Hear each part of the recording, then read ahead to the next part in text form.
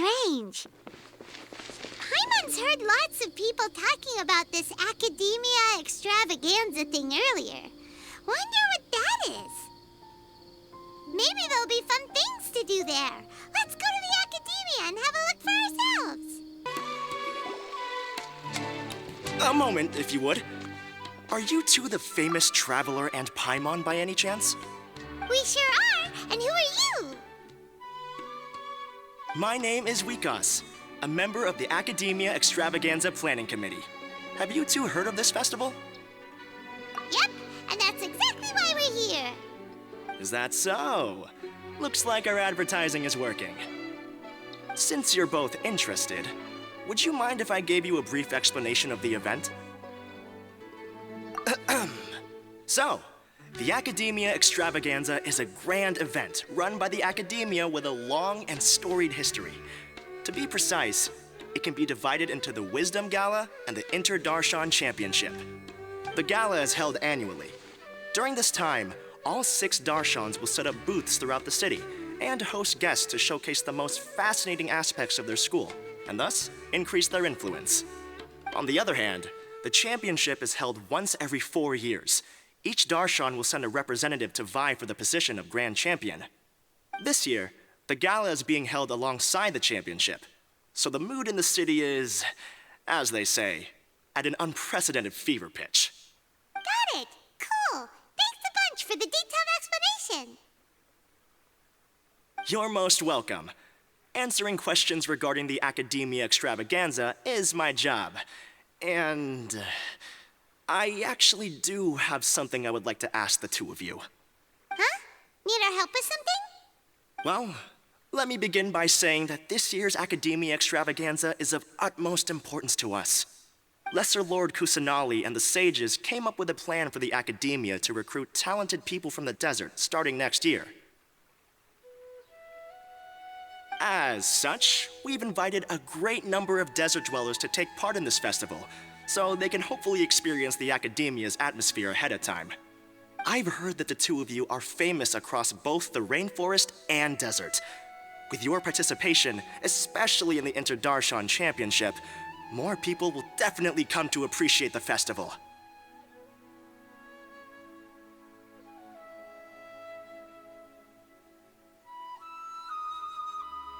Exactly. Or do you mean you want us to join a Darshan? But then we would have to deal with exams and essays and stuff like that. No need to worry. The championship participants have already been selected. I mean to invite the two of you as guest commentators. Your job will be to observe and record every part of the competition. There's no pressure. Just follow each match and enjoy the festival. Aside from that, we'll also prepare some compensation for your efforts. We won't have you working for free. That kind of sounds like a sweet deal. What do you think? You can head over to the festival venue later. An organizer there will introduce each participant. Some of them even might be people you recognize. I'll leave it at that for now. So, how about it? Would you like to take this commission? Wow, having fun while getting paid? This sounds awesome! The main event venue is at the outskirts of the Citadel of Regzar, and the organizer you're looking for is Karina. Tell her the situation and she'll get you set up. The championship is going to begin soon. I wish you a good experience serving as commentators. If you have any doubts, come find me anytime. Alrighty, off we go!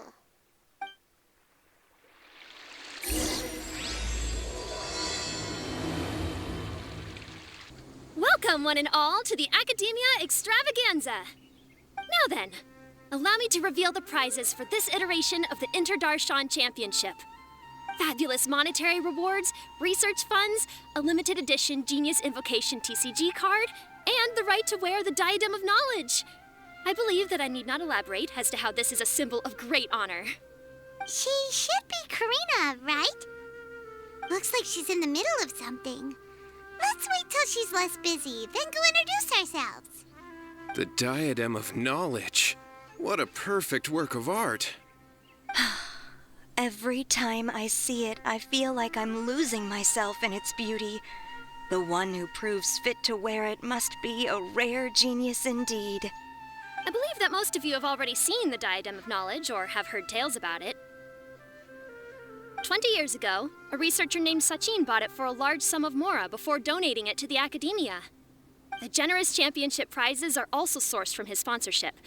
Before we begin, allow me to express our gratitude to this researcher, who cannot be with us right now. Things can only get worse. Things can only go from bad to worse. Human nature begets conflict, and conflict begets ruin.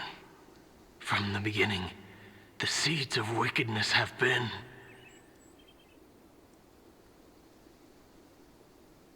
Hey, stop spacing out! Paimon called out to you, but you didn't respond. You okay? Did you stay up late without telling Paimon? All right. I'm sure we're all more than ready for the championship to begin. Now then, let's invite our 6 Darshan representatives to the stage. Our contestants are... Representing Amorta, Tainari!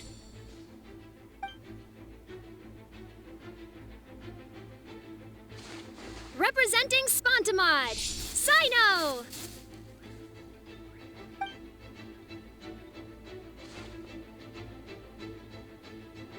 Representing Ratawahist, Layla!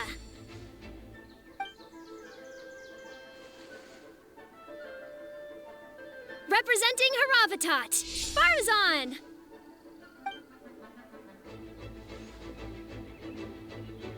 Representing Kasharawar, Kaveh! And for Vahumana... Huh? Is Vahumana's representative not here yet?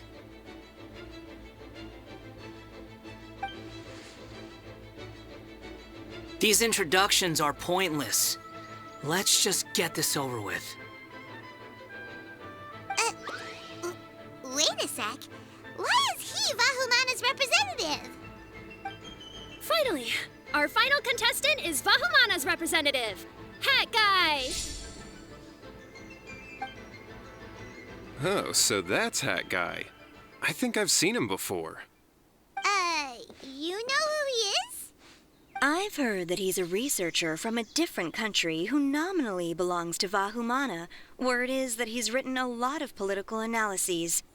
His manner of speech hasn't made him popular amongst most other Vahumana researchers, but his comings and goings are quite irregular, so he doesn't interact with others much. Aside from his more controversial aspects, his perspectives are considered quite incisive. Vahumana has seen a dearth of new talent lately, and some of its existing ones are not currently at the Akademiya, so I suspect he might have been their only option. It's just kinda weird. He doesn't seem like the kind of guy who'd participate in competitions like this one. Now that we have our 6 contestants, the championship will soon begin. Who will triumph this time around? Hold on to your hats, because we're all on this ride together.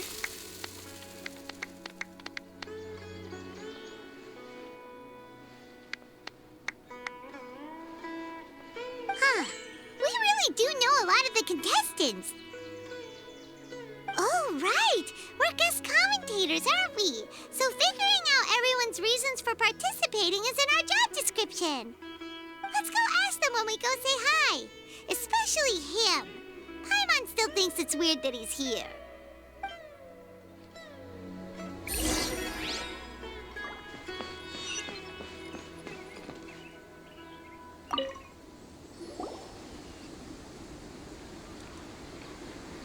We meet again, you two. Hey, Tainari. We came here to check out this Extravaganza event, and then they invited us to be guest commentators. Is that so? I heard that there would be guest commentators recording the proceedings with cameras, but I didn't expect they'd be you two. It's a pleasant surprise that you're visiting Sumeru again while I'm still on leave. When everything comes together perfectly like this, I call it the biryani factor. Because it's always rice to meet stew again. Ugh.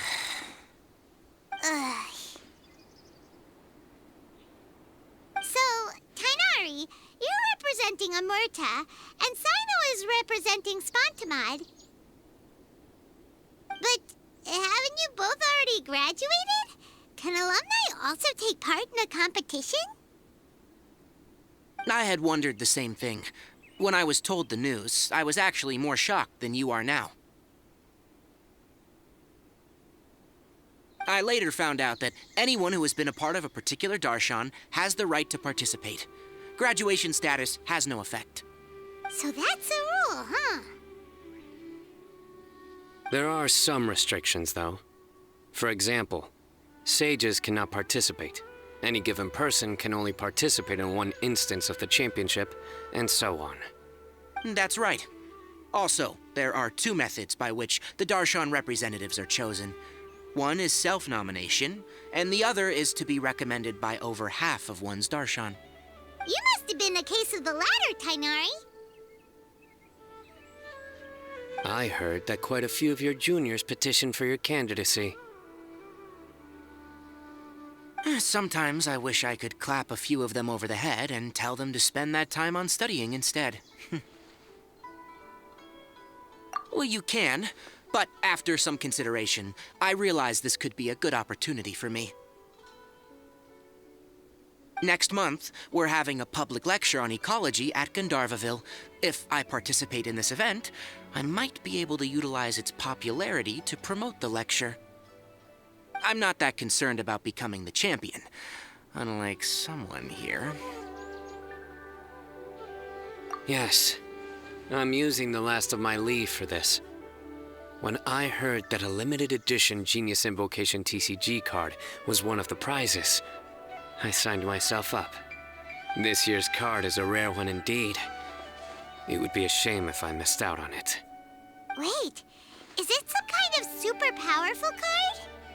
No, it's a very common one. But it has a holographic layer. So what's the point? It's very cool. Paimon meant apart from being very cool. That is reason enough. I shall do my all to emerge victorious and add it to my deck. As someone who doesn't play cards much, I can't quite relate. But it isn't surprising that everyone has their own reasons for taking part in the tournament. Fair enough. All right, let's go find someone else to question.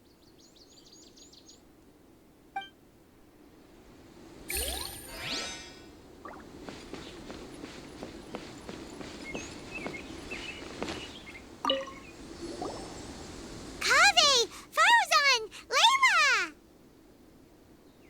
Huh? Oh, it's you. Why are you here? We're here as specially invited guest commentators. Our job is to record what happens during the competition. Is that so? In that case, I'll have to trouble you to catch the moment of my triumph on camera. Remember to shoot from behind at a lower angle. You know, to capture a seniors class.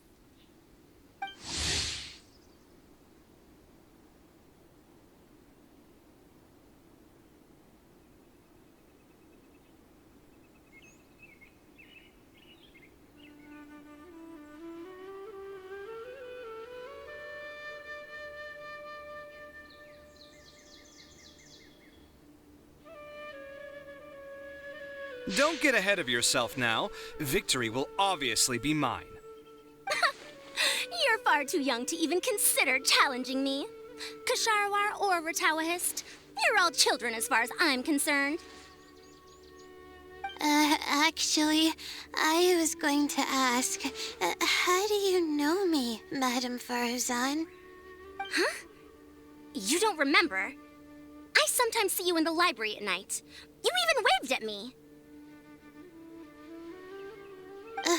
What? I don't remember doing that at all. Huh. How strange. However, this is not the time for curiosity. I am Farozan, a household name in Haravatat. You are Layla from Ratawahist, I presume? Yes. Good. Then we are officially introduced. See? Simple as that. I like respectful ones, by the way. Would you like to join my research group?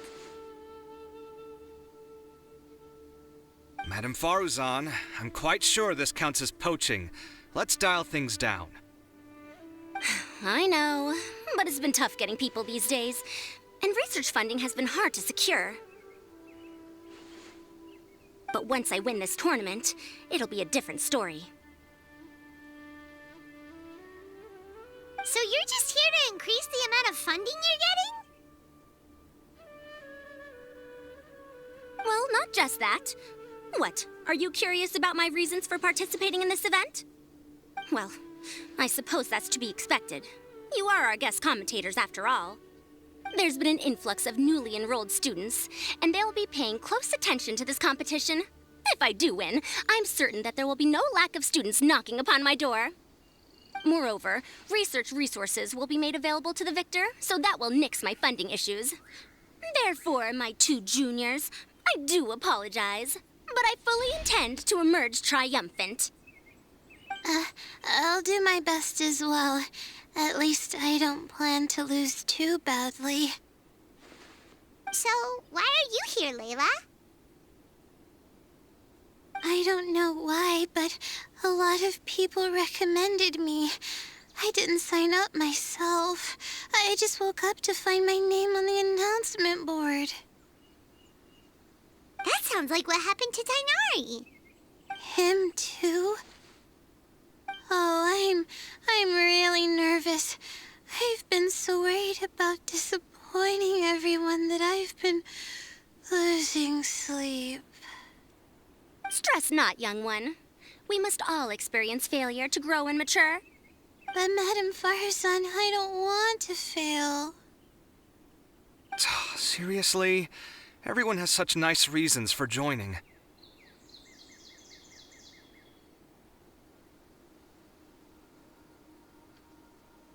Must I say? Yes, you do! We gotta record it! Well, you know, right? I want to buy some property. Oh, that's right! You want to move out of Alhatham's. What? Alhaitham? What about him? This has nothing to do with him. Oh, right. Sorry, Paimon has no idea what she was talking about. So, you want to use the grand prize to buy a place, right? Correct. Also, my father took part in the Interdarshan Championship when I was young, but he didn't win. Once I do, the right to wear that diadem will be mine. In a way, I'll be helping my father fulfill a dream of his. That's not a bad reason at all. You have ambition, youngster. Although your chances with me here aren't great, I believe your father would be most proud if the diadem of knowledge were bestowed upon you. Not that he'll have the chance to celebrate. My father passed away many years ago. They say he ran into quicksand while traveling in the desert. For you to have experienced such a thing, that must have been tough for you. It's all in the past now, and life goes on, doesn't it? Let's change topics. I don't want to bring the mood down.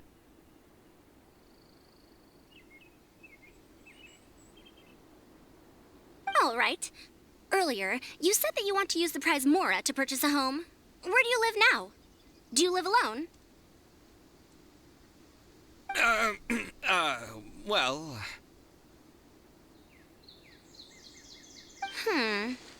I also heard you mention Alhaitham just a moment ago. Isn't he also from Haravatat? Are you two hiding something from me? No, of course not! Why would you think that? Paimon's definitely not involved either. We're gonna go interview other contestants now. Bye!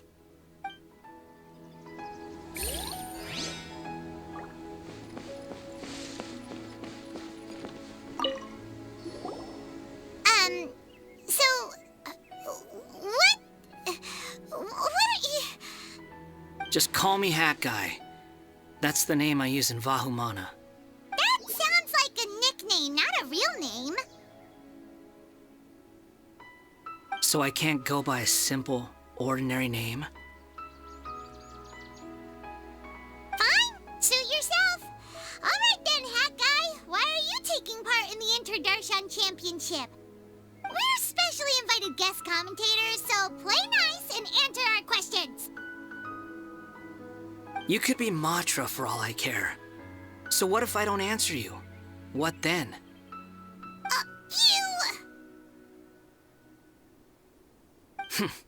I'll tell you this much. I have an agreement with someone not to reveal my motives.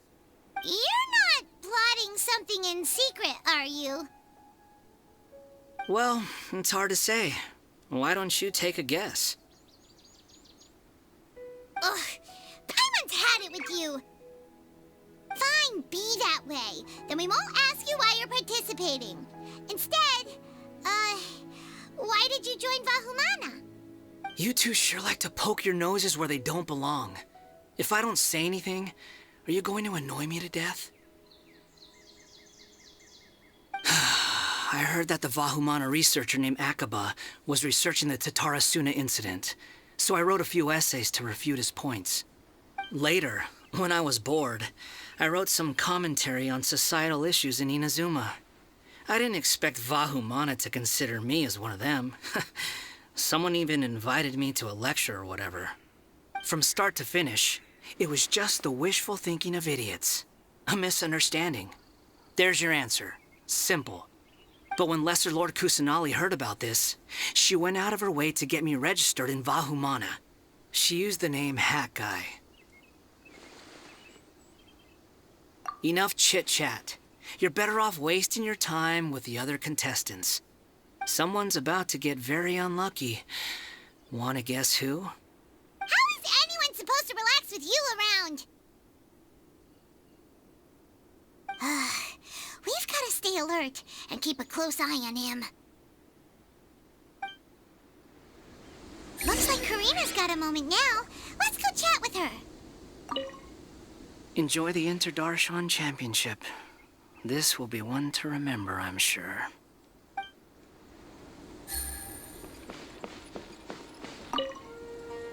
You know, I was just thinking, how did the two of you meet? I was wrestling with a particularly tricky problem, and she happened to pass by while I was puzzling over it at the House of Dana. She then proceeded to provide some comments. Provide some comments? I was bestowing instruction. In truth, I have no intention of solving Kasharwar's problems for them. But I decided that this youngster seemed to have a decent attitude, and so we had a good chat. But ultimately, I am a Haravatat scholar, so please come to me with questions about linguistics next time.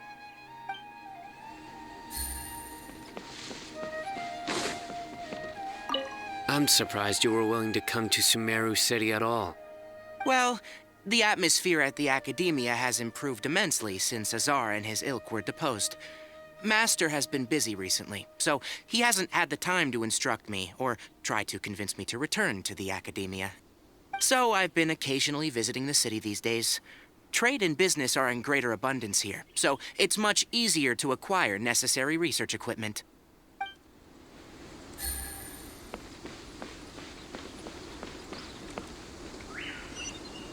Take it easy.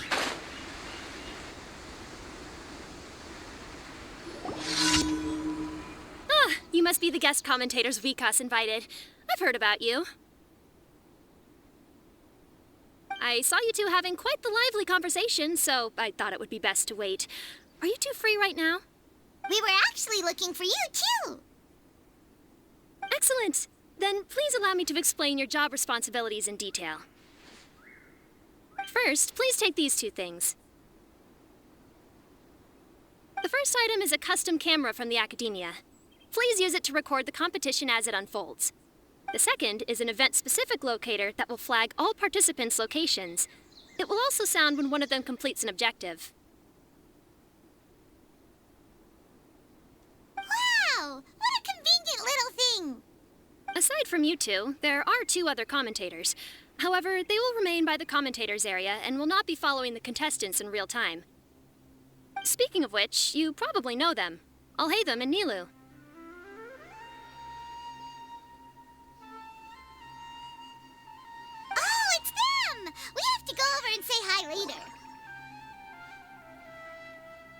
Well, don't let me keep you, unless you have any questions for me.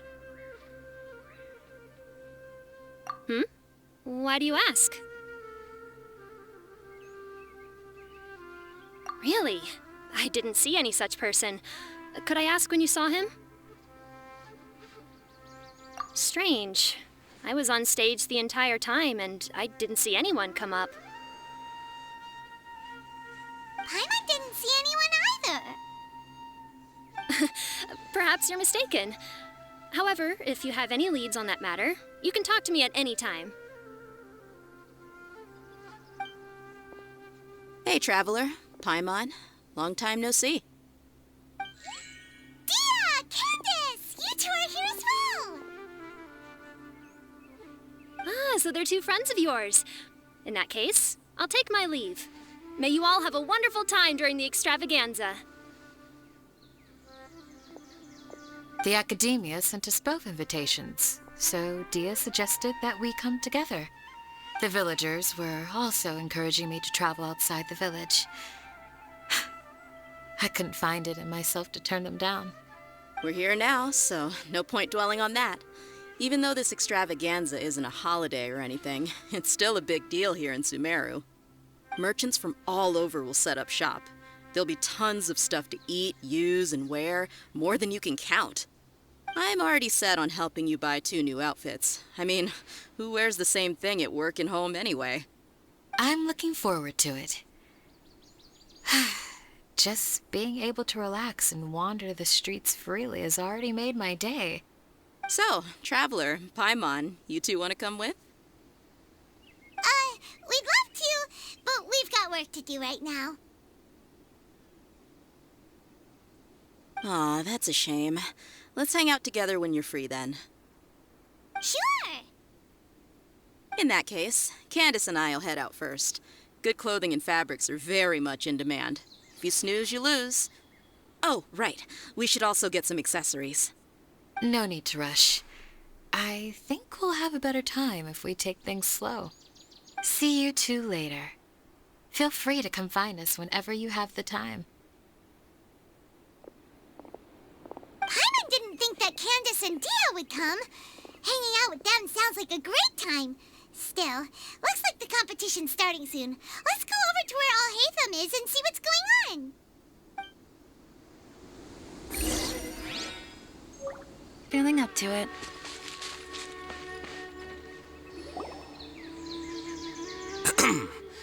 I will now announce the rules for the first round of the competition.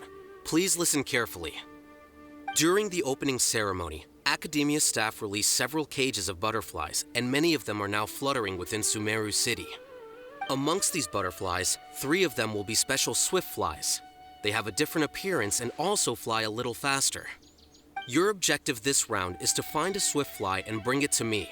3 points will be awarded to the first participant to return, 2 to the second, and 1 point to the third. That is all for the first round. Should you require clarification on anything, please ask any of the other staff. Alhaitham's all business all the time, huh? That said, how did he get picked to be a commentator? Paimon's kinda curious. Finding 3 specific butterflies in a place as large as Sumeru City sounds rather improbable. If these swift flies behave anything like regular butterflies... I'm off. It will take some time to search every corner of Sumeru City. Huh? You're going just like that? A champion walks the road to victory. My dear Kasharawar Jr., I have a plan. How about some cooperation between you and me? Cooperation? Looks like everyone's got their own plans for this, Tuffy. We're supposed to go on stage next, right? Let's wait and see everyone's reactions first. Huh? Wait a minute. Look, he seems to be observing the other contestants just like we are. We were right not to let our guard down. remember those things we made previously? Huh? You mean... It's time for them to shine. It looks like Faruzan and Kaveh have some secret plan. Oh, hello there. Madame Faruzan and I are discussing how... Shh! Hush now! The walls have ears around here. We should keep it a secret for now, but you'll find out what we have in store soon enough. Come now, let's go. Before the others act. All right, there's no time to lose. We're off to make our preparations. See you later.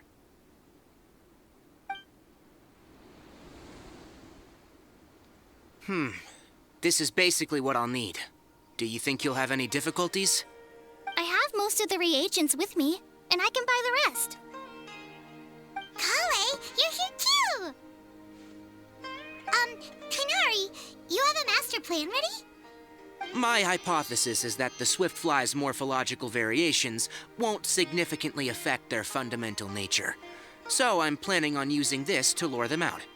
Of course, I could be wrong. Every mutation opens the door to new possibilities, especially when they are artificially introduced. Details will have to wait until after the post-experimental analysis. For now, Kale and I are going to buy some reagents for our experiment.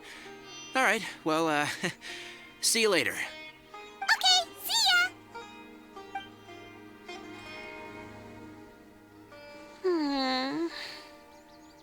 Hey, Layla! You look a little worried. Yeah, I have no idea what I should do. What color are these swift flies? Do they have special markings? How do they differ from ordinary butterflies? Oh, I can't even figure out these basic questions, and most of what I've learned in the past is completely useless here. Aren't people who research the stars supposed to have some extraordinary abilities? Why not use astrology to solve it? Oh, you're another contestant. A hat guy, was it? Is it that you can't use astrology during the day? Guess that skill's less useful than I thought. No, it's not like that. If it's daytime, all I need is an astrolabe. So, why don't you do that then? Mona Magistus, the astrologist, said that those who constantly use astrology to obtain things that shouldn't be theirs will eventually lose the blessing from the stars. It's just something I read in an academic publication. I really love to read Mona's essays. You're overthinking it. Power is just a tool. It just seems to me that you don't have the resolve to win this. Well, suit yourself. Wallow in your immature ideals if you like. Hey! Seriously? Just walking off after saying a bunch of mean stuff like that? Did I say something wrong just now? Thank you so much. I've made up my mind not to use astrology for this. I think I'll just try my luck in the city. To be honest, I've always been pretty good at observation, and if I'm fortunate, I might be able to find that special butterfly species. Lord Cyno seems to have found a swiftfly. Come on, let's go check it out. Really? Where? The butterfly flew up high, and he's chasing it now. Oh, no time to lose. Let's go see. As expected of Cyno. Actually, shouldn't you two go have a look as well? The moment when he catches the butterfly will likely be one worth recording after all. I'll head into the city shortly to start my own search. I'll see you later. All right. In that case, let's go see Cyno first, and then we can check on what everyone else is up to.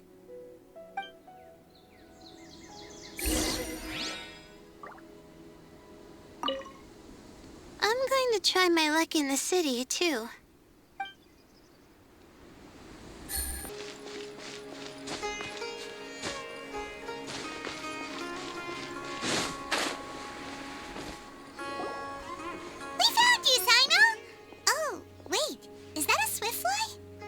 Stay put. Don't move. He caught it! Huh? Sino, what's wrong? This isn't what I'm looking for. It's a... Finally, I made it. I heard that you caught a swiftfly, Sino. Mind letting me see what it looks like? Hold on. Isn't this the mechanical bait that I released earlier? Why would you catch that instead of a swiftfly? Wait a minute. If we consider this from a different angle, isn't it a good thing that the bait you made was convincing enough to fool even Sino? That's right. During a previous interior design project, I felt that the artificial flowers on a wall were a little bland, so I decided on placing a few moving mechanical butterflies to add some pizzazz. In order to make them both small and nimble, I consulted with Madame Faruzan. Not long ago, the two of us took all those mechanical butterflies and released them into the city. Why would you do that? Need you even ask? Young people these days really do need to get out more. Have you never played that game where you place strips of paper on a bamboo pole and wave it across a field of flowers to attract a whole kaleidoscope of butterflies? No, I haven't. Wait, so you're trying to... That's right. The butterflies within the city will mistake our mechanical bait for one of their own and follow them around. As long as we keep releasing and retrieving our bait, we can capture all the butterflies within the city. What comes afterward is just a matter of separating the swift flies from the others. Huh. Guess that's one way to do it. Do not underestimate the wisdom of your elders. I had already thought of this method the moment the round's rules were announced. Of course, we also owe much to this fine junior of mine here for making such lifelike butterflies. It seems that Kasharawar has not quite declined as far as I had thought in recent years. Their teaching skills at least seem to be intact. Well, I just stuck to what I do best. The idea was yours. No need to be so polite. Once we capture all these butterflies, we shall split the points for this round.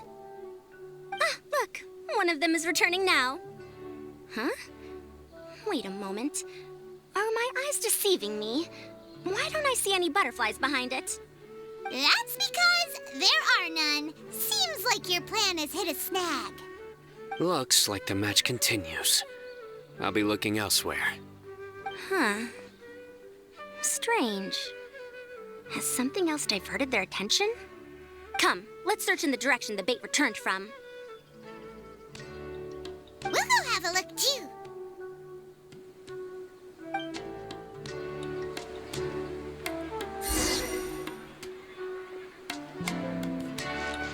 Take it easy.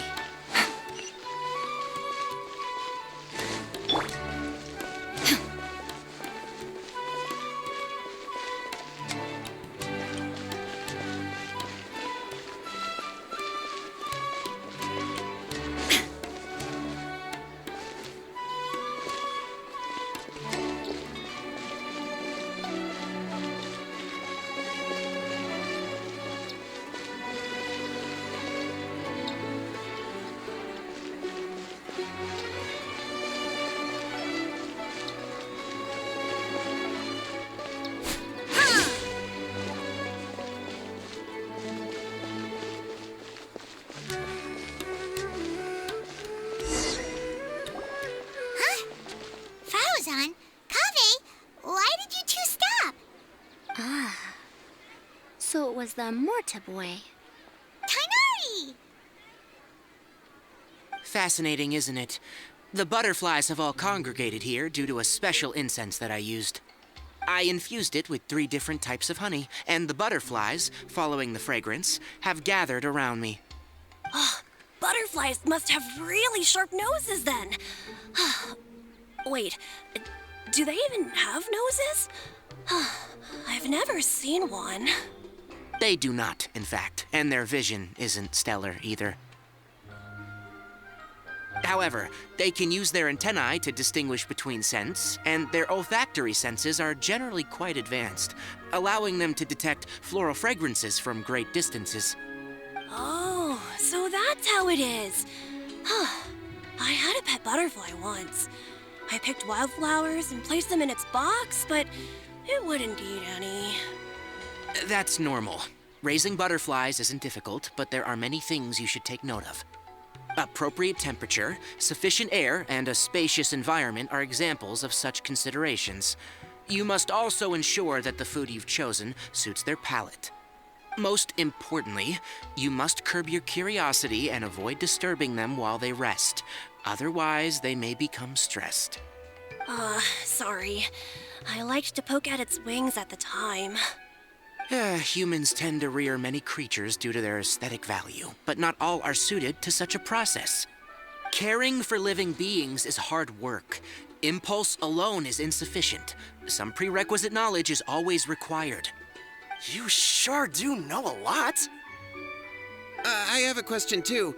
I bought a scarab not long ago and it hasn't seemed very active. Can you help me figure out why? I'd like to keep a duskbird as a pet. What are some key points I should consider? Is it possible to keep a Rishbalin tiger as a pet? All right, it seems like you all have a great deal of questions. But I am in the middle of the Interdarshan Championship at the moment, so I'm afraid I can't answer them all now. Let me propose an alternative. Next month, there will be a biology lecture at Gandharvaville, and I will be sharing some interesting insights on living organisms there. If you're interested, you can attend that lecture, and if you should have any questions, just prepare them ahead of time. I'll answer questions after I've finished speaking. All right, I'll be there. Of course, please try to ask more rational questions. For example, whether you can raise a Rishbalin tiger as a pet or not is mainly dependent on whether you can overcome one in a fight. Looks like Tainari's science lecture will draw quite a crowd. Huh? Oh. Was I listening in for that long? Seems Kale's master does live up to his title as a teacher. Madame Faruzan, I've had a look around. Nearly all the butterflies in this area have been attracted by the incense. However, we can cast our bait further away to avoid this area. All right, then let's get moving. We shan't let all the butterflies get away from us if we can help it. Seems like the competition's really heating up. Let's go see how the other contestants are doing.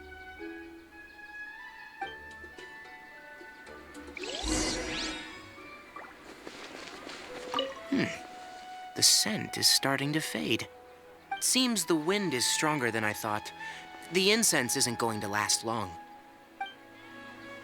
This is taking longer than I thought.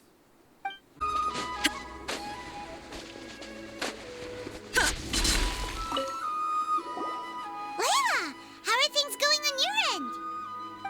I've been searching for quite a while now, but I haven't seen any sign of the swiftflies yet. Instead, I ended up catching a few mechanical devices that looked very similar to butterflies. I wonder where they came from.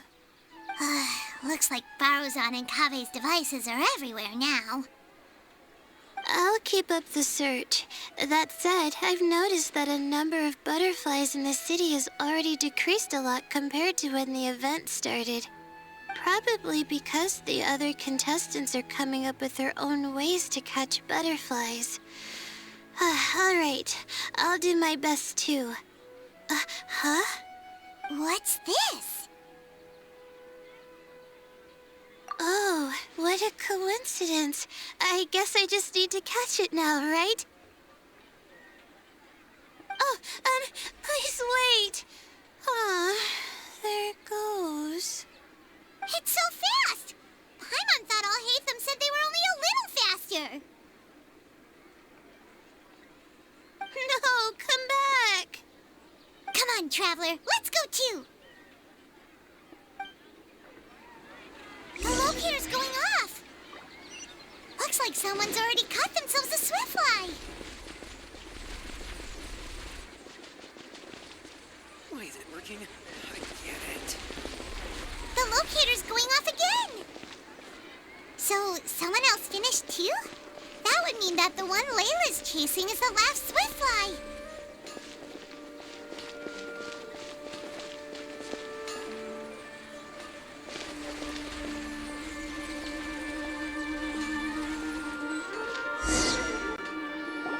Oh, it just occurred to me that we should also get you a makeup box. No, it's fine. I don't think I'll end up using it. Maybe you won't, but it doesn't hurt to have one, right? Come on, just trust me on this one. Huh? Who are you, and what do you want? Please, don't move. Don't move? Who sent you? Dear. Don't worry, I can handle this. Now, tell me, what do you want?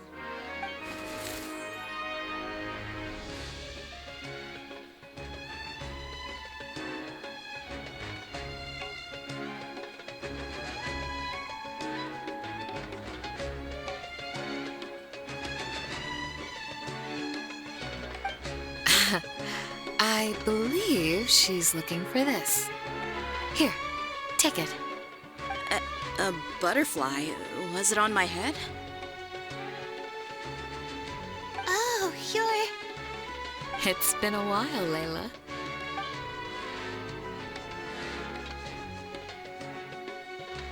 A friend of yours? Oh, so she must be the one you were telling me about. Huh? You two know each other? Oh, yeah. It has been some time. The first time I ever woke up after sleepwalking, I somehow found myself in our village. Candace was the one who took care of me then. That's right. She didn't look well, so I gave her something to eat. She said a lot of complicated things about astrology, the night sky, the stars.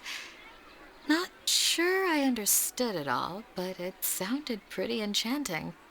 Right. Do you still want this butterfly? It seems like you were chasing it all the way here. It's of little use to me, but if you don't want it, I can release it. Just let her have it. It's no big deal. The Swiftfly was flying so fast, but you were able to catch it like it was nothing, Candace. Oh, it didn't seem that quick, really. I was actually worried that I would injure it, but I'm glad that didn't happen. Anyway, sorry about the butterfly thing. With the way you suddenly came running over like that, I thought you were hired to take us out or something. Huh. On second thought, I guess I've never seen an assassin that looks tired with dark bags around their eyes. Oh, you must be taking part in the championship.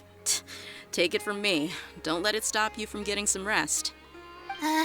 I'll do what I can. Thank you. We'll be on our way then. See you later. Alrighty, let's bring the Swiftfly back together with Layla.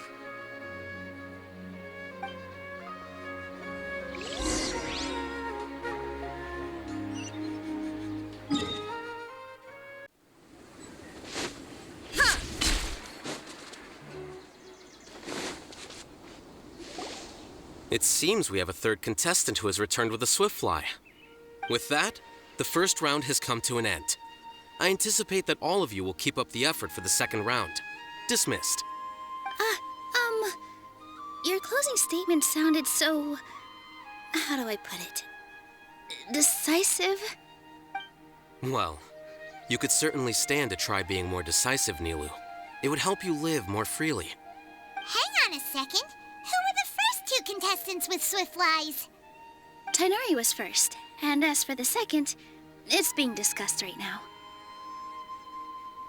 Hey, Alhaitham, I think I've come up with a good idea. Second place gets 2 points, right? Can't Madame Faruzan and I split the points between us? Quite the imagination you have there. I've read the championship handbook from cover to cover, and I never saw any rule which permits that. Then we can just add a rule. Do you really think I'd do that? Oh, come on, you're not going to stand in the way of my victory, are you? Well, you're free to send the organizing committee an application outlining your naive proposal. They'll get back to you within 3 working days. 3 working days? It'll be too late by then. Unfortunately for you, even dreaming is gonna cost you. Ah, Paimon gets it now. Kaveh and Faruzan found the second Swiftfly together, but the rules say that only one person can get the points. Oh well, the rules are the rules. Since you call me madam and politely ask for my help, I shall give you these points. So I'll put the points under Kaveh's name then? No. If I take these points, won't that only detract from your contributions, Madame Faruzan? You might be all right with that, but I cannot do it. Not in good conscience. I don't have any problem with it. There are 2 more rounds after all. Losing one isn't a major setback. But if you insist, I have another method. We can draw lots to see who will receive the points. Lots, huh? What? Is there something wrong with that idea? No. Well, let's do it. All right. I'll get the paper needed for the lots. Give me a moment. Oh, seriously? I'm sorry, but it appears that luck was on my side this time. No, you do deserve it. I'm just lamenting my bad luck. Perhaps that's why my life is rife with troubles. Indeed. It's rare to see anyone with such terrible luck be so willing to decide victory via lots. And what would you know about that? We can save bickering for later. Record the points under Faruzan, and that'll finally bring the first round to a close. The second round will be held in the desert. We'll be moving our commentator stand over to Aru Village. Let's meet up in Aru Village once everything is ready. I'll announce the details of the second round then. Till then, you have some free time. I'm off the clock at this point, so it's farewell for now. Wait, I'll hate them! You... Don't be upset, Kaveh. Sighing can carry away your good luck, you know. Oh, so that's how it works. In that case, I'll take in some deep breaths. Maybe that'll help me make up for all the luck I've lost. It's really no big deal. 2 points aren't enough to decide victory or defeat just yet. I'll win the next round, you'll see. Looks like you've managed to pick yourself back up, young man. Good. I must warn you, though, that I'm quite familiar with the desert. You'll have to try your best if you don't want to lose. I'm no stranger to the desert either. I'll be fine. All right then, that's enough chit-chat for now. I'm going to check the area out. So the current standings are Tainari in first place, Faruzan in second, and Layla in third. Guess we should also take a nice break before the next round starts. But where should we go first? Why, you two look a little lost. If you're not sure where to start enjoying the Akademiya Extravaganza, then may I suggest that you have a chat with our boss? Your boss? Who's that? Do we know them?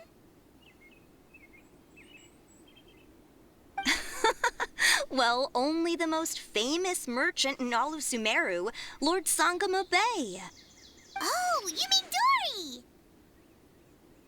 Precisely. Our boss sent me to inform you two that she'll be waiting for you at Sumeru City's North Gate.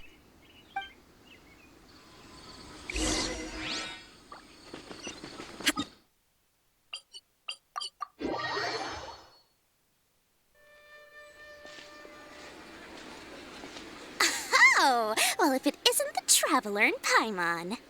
Hey, Dory! Are you here to attend the Akademiya Extravaganza too? Of course! People are practically flocking to Sumeru City. You couldn't ask for a better opportunity to do business. This is one of the entrances into the city, and it's very close to the Wisdom Gala booths. There'll be an endless stream of customers. I can already hear the Mora going clink, clink, clink as they fill my coin pouch. Well, is there anything you'd like to purchase? We've got everything you need and deals that can't be beat.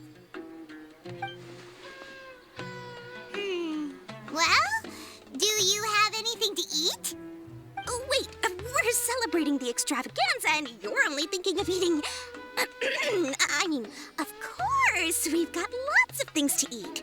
That said, I recommend that you also consider some of the great bargains we have going on. The Wisdom Gala is about to begin, and once it starts, each of the Darshans will prepare a small challenge for everyone. And just between us, I have some super booster supplements for sale. Eat just one to boost both your strength and dexterity for a short time, allowing you to overcome any challenge. No thanks, we'll pass. These little challenges are gonna be a cinch for the two of us. Just you watch. Anyway, Paimon just wants something to eat, please. If you don't have any food, then we'll just go somewhere else.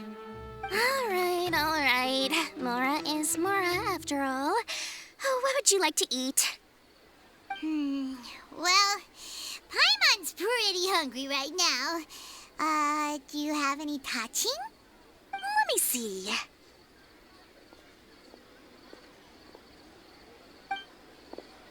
This is a huge job, isn't it? If this works out, we'll be set. Here you go. 2 servings of touching. See? I told you there's nothing Lord Sangamabay can't procure. Yay! Huh? What are you looking at, Traveler? Oh? Who? Someone we know? Was it someone suspicious? Have we attracted some unwanted attention? Huh? What's happening, Dory? Is there something else going on? I don't know who you saw just now, but I do have some hard-to-come-by information about the extravaganza. If you want to know more, we can talk business later.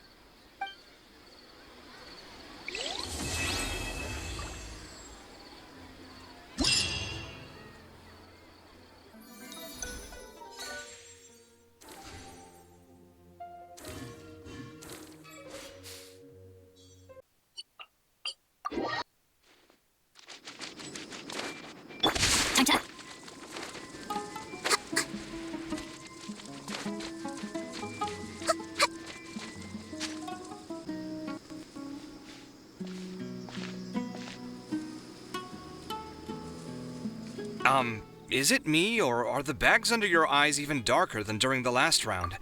Are you all right? Thanks for the concern, Kaveh. I just haven't been sleeping well lately.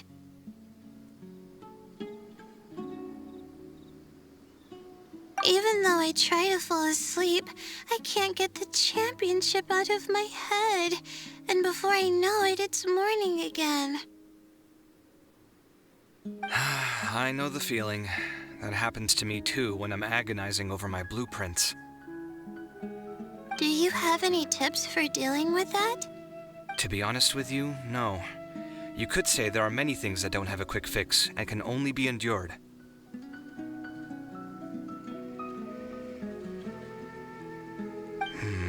I suppose you can think of it as something akin to an illness. Sometimes there's no effective cure, so you just have to let things run their course. I don't know what's stressing you out, but I can feel all the anxiety and pressure coming from you. The next round's about to start, so chin up and do your best. Oh, okay. You do your best too. Looks like everyone's here. I will now explain the second round to you all. There are 3 leyline disruptors buried in the area around Aru Village. These devices can imitate the effects of leyline disruption and will constantly interfere with the environment. Your goal is to shut them down. The first 3 who manage to finish this task will be awarded 4, 3, and 2 points accordingly. Note that each person may only bring a set amount of food and water with them, and that leaving the designated competition zone will result in disqualification. Well, what do you think? Want to team up again? I shall consider letting you have the points on account of what happened in the previous round. That's all right. I've been here many times, and in any case, machines are one of my specialties. I doubt this will be particularly difficult. It's good to see such confidence in a youngster like yourself. I also happen to be well acquainted with this place. Let's see who will find these devices first. But aside from us, you should remember that there's a favorite for Champion. We must be careful of him. A favorite to win? Who is it? Shh! Not so loud. I mean that boy, Tainari. He took first place in the previous round, and if he does so again this time, we may as well declare this competition over. That boy knows a great deal. Perhaps he might yet follow the trail of some desert creature to the devices. That's true. It does look like his odds of winning are pretty high. He already has Kale, who is an excellent pupil. If he were to win this round as well, then wouldn't we just be letting him have all the fun? As his senior, it's my solemn duty to prevent such an inequitable arrangement from happening. I'm off. I'll get going as well. See you later. How are you feeling? I think I'm okay, but I'll take things slowly for now.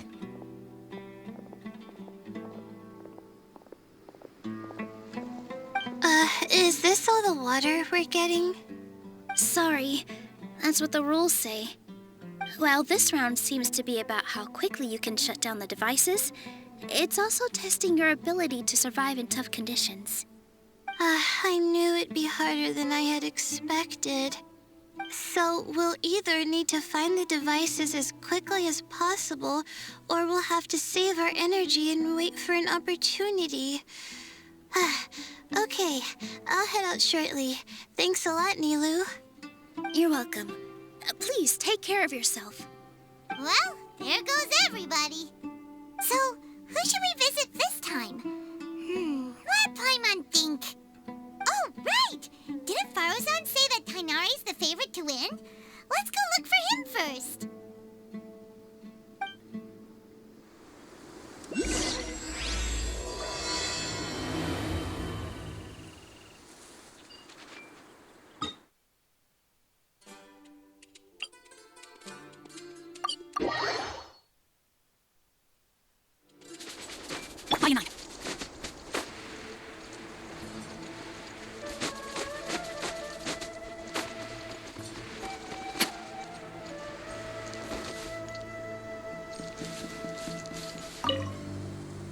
This seems more annoying than the last round.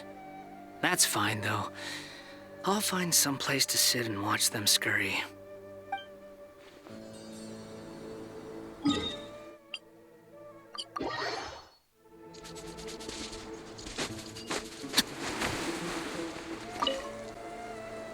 The sun is especially intense today. I hope Tainari will be all right. Probably not. I should go check on him.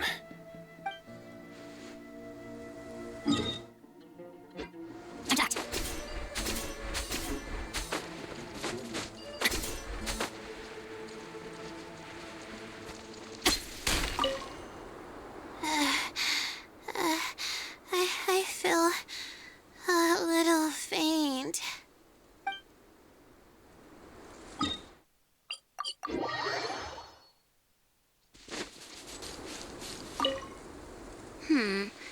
Let me see. Where would they put one of these disruptors?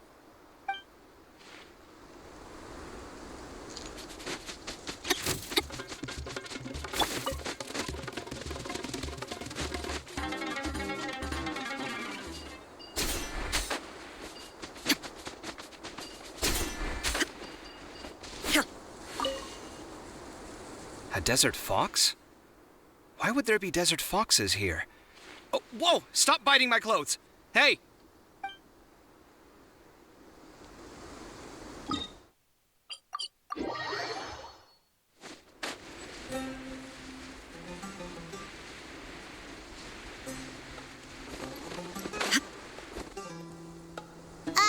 Hey, Tainari? Tainari! Huh? Weird. The locator says that he should be around here somewhere.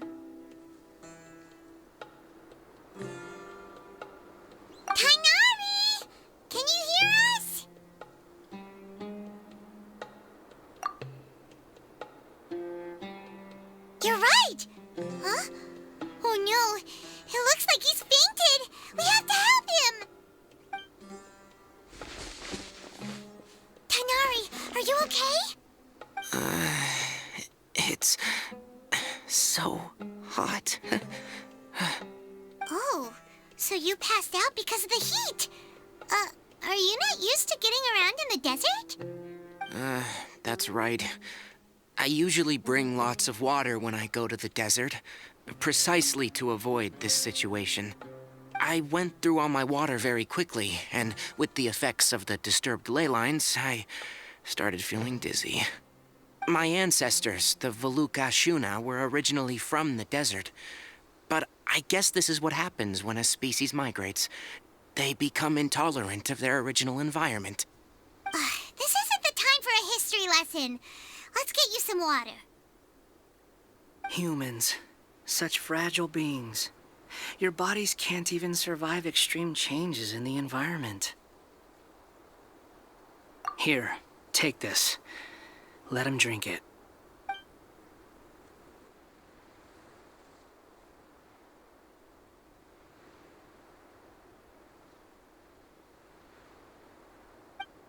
Are you serious? This had better be just normal water. Hey! You're leaving already? Paimon really doesn't get that guy. What's he up to? Anyway, let's focus on helping Tainari drink some water first. I'm feeling a little better now. Thanks, you two. Oh, it wasn't just the two of us. Just now. Found you at last. Sino, you're here too. I was concerned, so I came back to check on you. Will you be able to go on? The fur on my tail is so dry, it's practically been singed right off. I don't see any purpose in pushing myself beyond what is reasonable.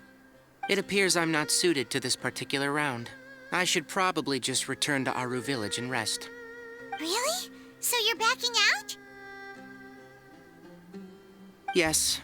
I do have my results in the first round to serve as a buffer, so even if I forfeit this round, I still have a chance to turn things around later. Withdrawing now will allow me to conserve my energy. Continuing to push onward would be counterproductive. A wise decision. Let's get you back to Aru Village. It's fine. I can make it back on my own. Oh, stop trying to be so polite. Come on, we'll help you back to Aru Village.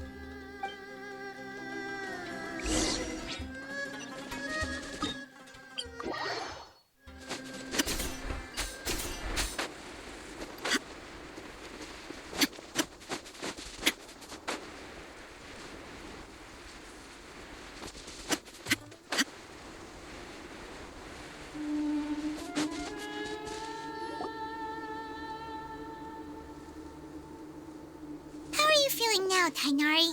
Do you want to rest some more? There's some shade here, so we can stop for a while. All right, let's do that.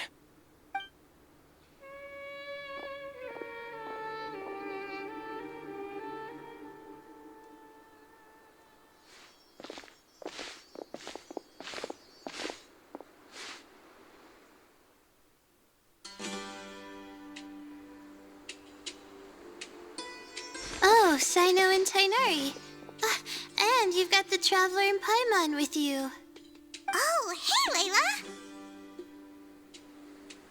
Yeah, the sun was too strong, so I decided to take cover here for a while. What about you? Are you all done already? Unfortunately not. I'm not quite as capable as I thought. I intend to withdraw from this round. Sino and the Traveler are escorting me back to Aru Village. Withdraw? Can you even do that? I believe the rules do provide for such a situation. Alhaitham did say that the act of leaving the competition grounds would result in disqualification from the round. Didn't I ask you if you were all right before this? If you had just decided to withdraw then, you wouldn't have had to suffer. Well, I had to try, didn't I?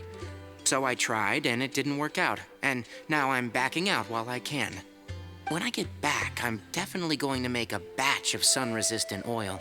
Next time I venture into the desert, I'll be prepared. By the way, you're Layla, aren't you? You don't look very well yourself. Will you be all right? I did feel a little faint when I first entered the desert, but I feel a lot better after resting here for a while. Be careful not to push yourself too hard. Don't worry. I'm just... Feeling the pressure? You can tell? Your expression is similar to the ones I see on criminals' faces when I interrogate them. To tell you the truth, I'm still not sure whether I have what it takes to represent the Ratawa Darshan in the championship. Most people voted for me because of all the rumors surrounding me, and to be honest, those rumors don't really mean anything. Now I don't know how to deal with all the expectations they've put on me. Even the people who usually criticize me voted for me this time. So I feel like I have to live up to their expectations somehow. So their expectations are putting pressure on you. Yes. Actually, I heard that you were voted in as well, Tainari. How do you deal with it? To be completely honest, I don't really feel any pressure. Firstly, those who expect things from you do not necessarily do so for benign reasons.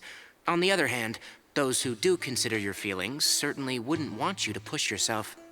Next, we are researchers. Our primary duty is to interact with knowledge, not to meet others' expectations. As for me, I took part in this competition to advertise for an academic lecture at Gandharvaville next month. I'll obviously try my best during the competition, but I won't let any additional pressure get to me. I think you can also try to find a clearly defined goal. That may help you. I understand. Thanks for your advice.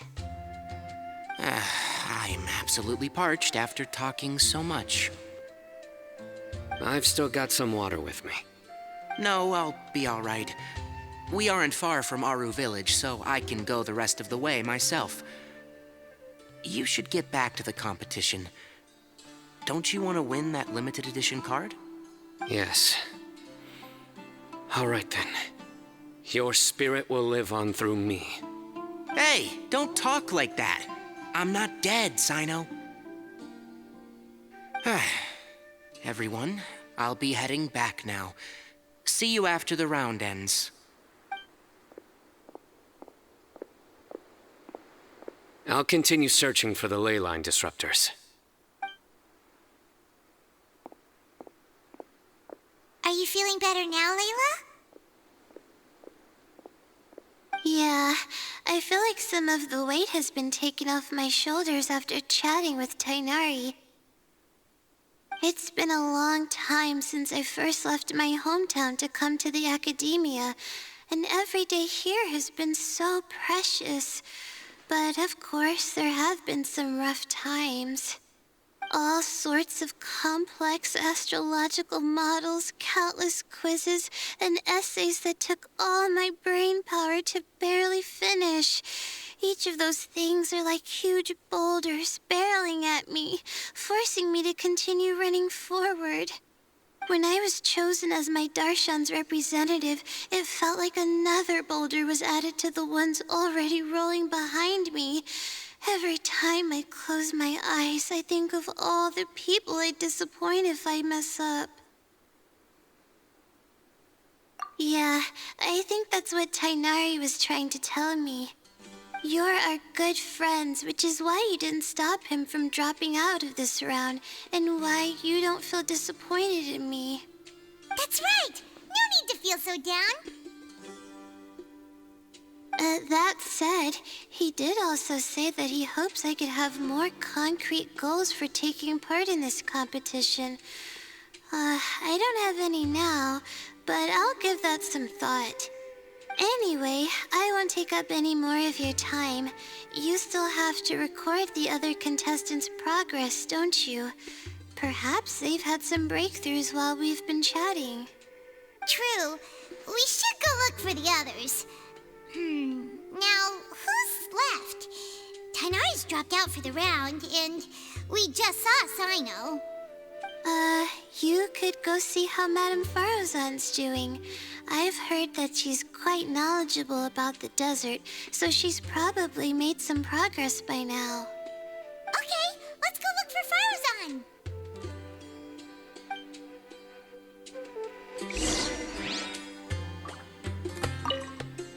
Don't worry, I'll be fine.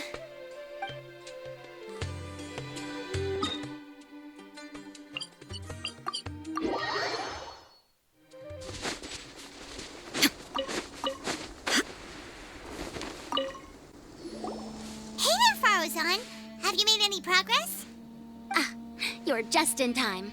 I'm about to start digging right here. Oh, you found the ley line disruptor already? Such a simple problem could never confound me. Not long after entering the desert, I discovered a primal construct that was acting abnormally, so I followed it all the way here. Once I got near here, it suddenly disappeared. Something unusual must be happening around this area. You're a true expert, Madame Farozan. You knew what to do right away. Well, I do happen to have more experience than most. But that aside, has anyone completed this challenge yet? Nope, not yet. Well then, I suppose I'll be the first. What about that boy Tainari? Oh? And why's that? He's not used to being out and about in the desert. Huh. I didn't think he would have such a weakness. I suppose he could use a bit more training. What about the others? Is that Ratawahist girl still a bundle of nerves? Tainari gave Layla some advice, and she seems to be doing a lot better now. Sino just started his search for the disruptors, and as for Hat Guy, well, who knows what he's thinking. And what about Kaveh?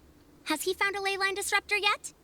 Paimon doesn't think so, or our locators would have already let us know. Strange. What's he lollygagging for? With his skills, you should have heard something from him by now. Well, I'm afraid the most thrilling moments are already done here. You should probably go find Kaveh and see how he's faring now.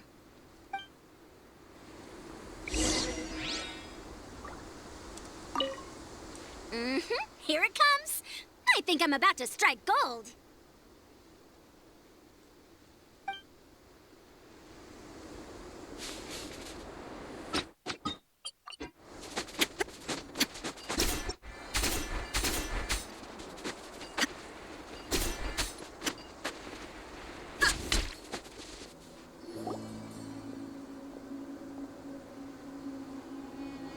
Come on, stop following me! I already gave you all the food I had on me.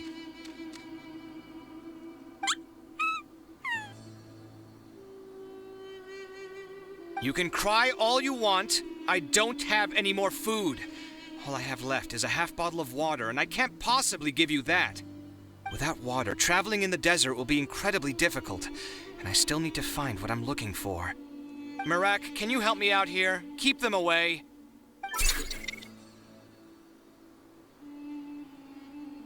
Kaveh, there you are! Farozan told us to come see how you're doing. What are you up to? Just thinking about it makes me upset. Not long after I entered the desert, I was accosted by these fellows. I don't know why, but they didn't leave the competition grounds, and now the ley line disruptions have left them confused and circling around the area. The moment they saw me, they wouldn't leave me alone. They even cheated me out of my limited food supply.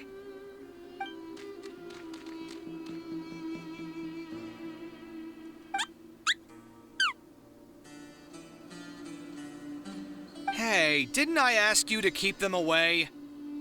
Kaveh, is this flying metal thingy yours? That's right. This is my toolbox, Merak. Your toolbox? Huh. It seems pretty fancy. Hey there! Can you understand us?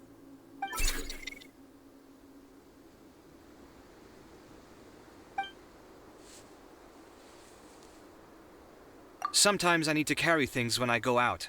so it's handy to have a portable toolbox. Well, this definitely doesn't look like an ordinary toolbox, that's for sure. It's a long story. When I was working in the desert, I ran into a merchant group who had a machine core they excavated from some tomb. It was clearly from King Deshret's civilization. His technology still isn't fully understood, and Kasharawar has many different opinions on this topic. Our current theories cannot explain such mysteries. Upon seeing such a rare, complete specimen before me, I forked over all the mora on my person to purchase it. Some time back, I wanted to make an automated case that could store my offloaded items. With that core, I created Mirak. It can't understand commands that are too complex, but it can serve as my assistant and help me with things like mapping and surveying. Most importantly, it can't talk, so it can't give me any attitude.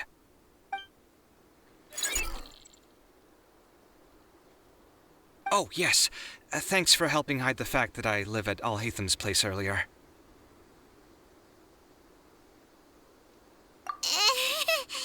Sorry. I hope this season of my life ends soon, so I can get things back on track. Things just started going downhill at some point.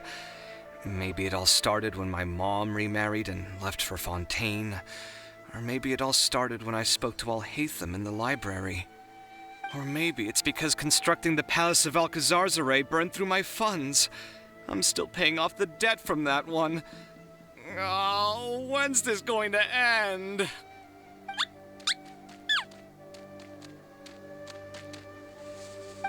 Now that I think about it, I guess we're all unlucky here. It's not like any of you asked to be trapped in a ley line disruption. Okay, let me get you all out. Kaveh, aren't you going to look for the ley line disruptors? Yes, but I can't just leave them here, can I? Oh, forget it. The more I think about this, the more I feel a headache coming on. I'll get back to searching once I get them out of here. Time's a-wasting. I'm off. Kaveh looks like he's conflicted. He really wants to win, but he can't ignore those he wants to help. Paimon's always felt like he's the type who easily gets himself into tough spots. Paimon doesn't mean this in an insulting way, but he seems like the kind of guy who'd be really easy to take advantage of. Whoa! Someone's done already!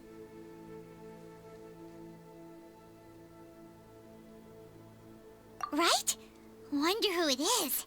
Let's go back and ask Alhatham.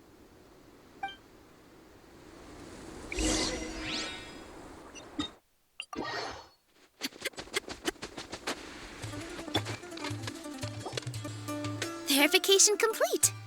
Congratulations on being this round's first winner, Sino. Ooh, so Sino was the quickest. I am from Spontamon, after all. We know a lot about ley lines, so finding a disruptor was never going to be particularly difficult for me. Since the Traveler and Paimon also happen to be here, do you have anything you want to say? Anything I want to say? My friend couldn't continue on, so failure was never an option. The bonds of yesterday will forge the road to tomorrow. With the ties of friendship that bind us, I won't lose to anyone. That's a line from King of Invocations, one of my favorite works, and it sums up my thoughts right now. It might be a good thing that Tainari isn't here, or else he'd give Sino a good smack right about now. Oh, wow. It's already so late. Everyone's probably running low on food and water. It'll only get harder from here on out. Something similar happened in King of Invocations. What a classic. Any thoughts on that, Alhatham? I have no thoughts regarding King of Invocations. Milu obviously wasn't asking about that. Deserts are much more dangerous at night, so this competition should be nearing its end. At the moment, only Farazan, Layla, and Kaveh remain. I wonder who the next person to find a disruptor will be. Wait, Only 3 people are left? Tighnari forfeited, and Sino's already done. What about Hat Guy? He also forfeited not long ago. Ugh, Paimon can't understand what he's thinking at all. But, like Al-Haytham said, this round's almost over. Let's go see what the other contestants are doing.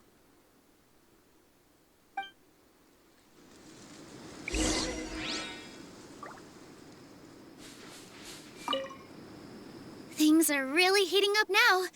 You can feel the contestants' passion too, can't you, Al-Haytham? Compared to the abstraction of human emotions, the desert heat is easier to intuit. Tighnari made the right decision to forfeit.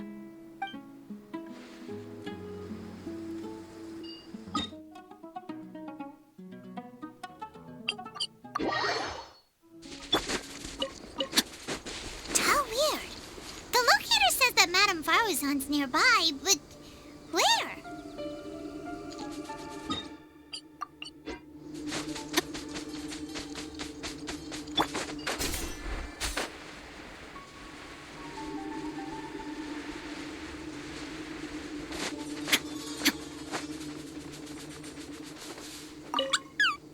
Shh, quiet. I'm currently trying to find a way out of here.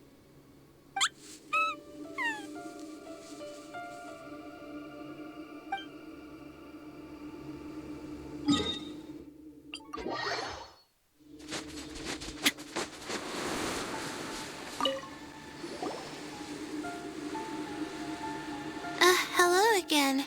You know, it suddenly occurred to me that you guys have had to do a lot of running around this time. Don't you find it tiring?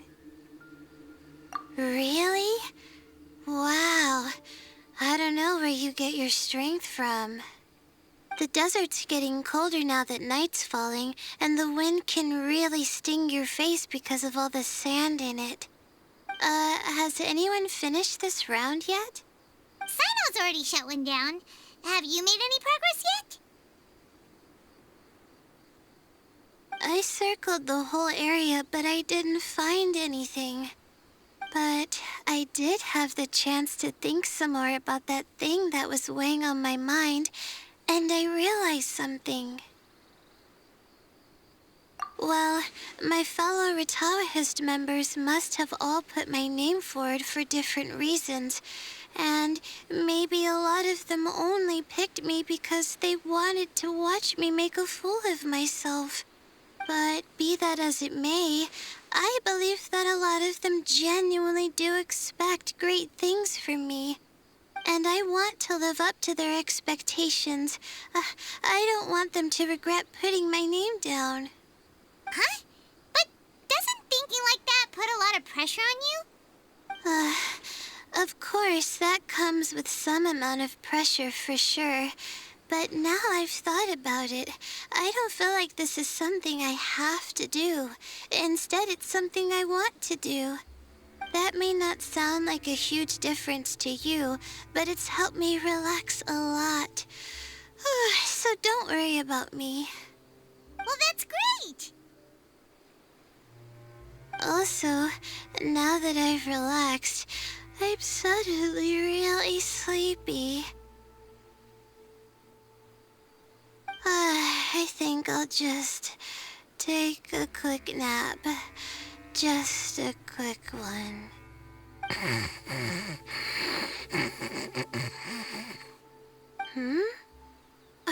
But the competition isn't over yet. Oh, Layla. She's really a bundle of nerves, isn't she? Wait, you're... Good to see you too. It's nice to be out. Feels like I've been cooped up inside for quite a while. Well, since I'm here, I guess I should help her finish this. What are we supposed to be doing here again? Finding a ley line disruptor, was it? Let me see. Looks like she's basically gathered all the information she needs. It won't take long to wrap this up. Come with me, you two.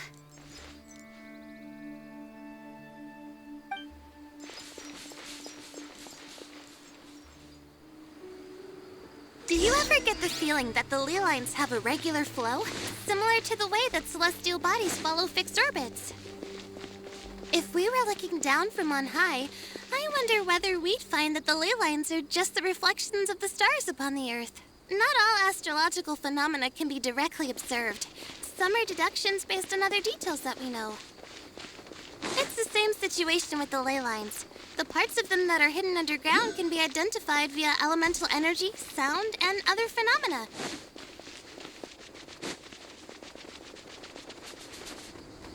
Plus, now that someone has shut one of the disruptors down, the contrast between before and after can provide me with further information still. Let me see. It should be here, I think.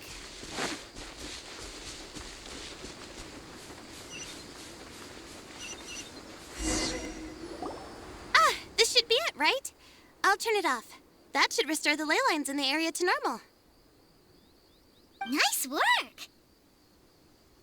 Again, I didn't do any of the real work. I'm just wrapping up.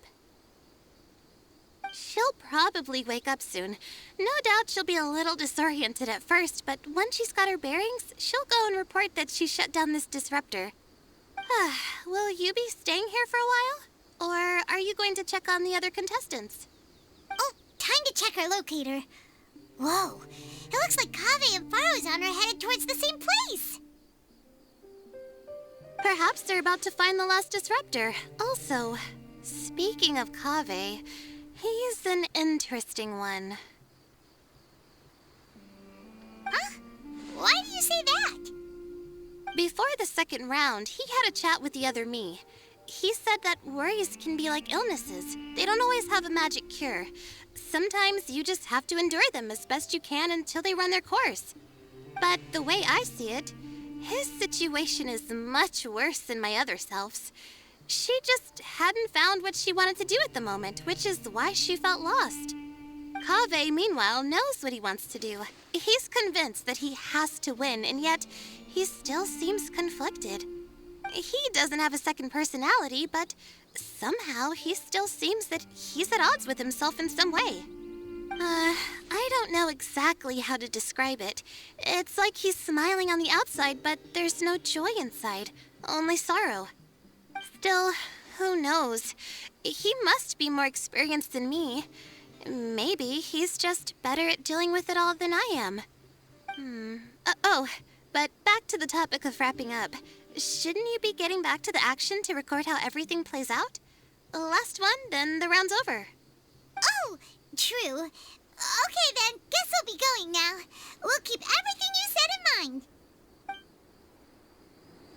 Kaveh and Faruzan were super confident at the start, but it turns out they're the last ones to find the disruptor. But between the two of them, who's going to get there first? Let's head over quick.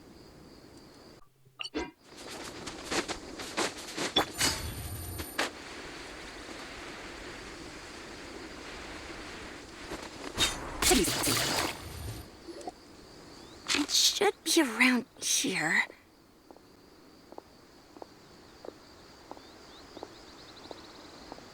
Finally found it. Kaveh? Are you? Oh, Madame Faruzan. And here I thought you would have finished this round by now. Faruzan! Kaveh! Oh, looks like Layla's already done. I didn't expect that you and I would find a disruptor at the same time. How are the other contestants doing? Tainari and Hat Guy forfeited, while Sino and Layla are already done. You two are the only ones left. Huh? That's weird. Didn't you start digging really early on? Yes, I kept digging, but instead of finding a disruptor, I found a ruin. I fell down pretty deep, and it was completely dark in there. It took me quite some time to unlock the various mechanisms and return to the surface. That's actually really impressive. Finishing a week's worth of trials in such a short time. That's pretty amazing, Madame Faruzan. What about you? Why are you so late? I encountered a lot of lost desert foxes along the way, and I brought them to the outskirts of the competition zone. When I came back, I was absolutely parched. And then I blacked out. Probably from the heat, you know? When I woke up, it was already night.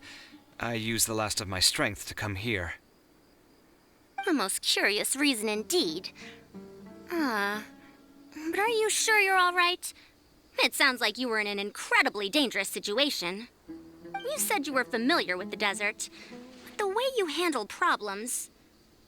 It does feel rather at odds with your title as a genius.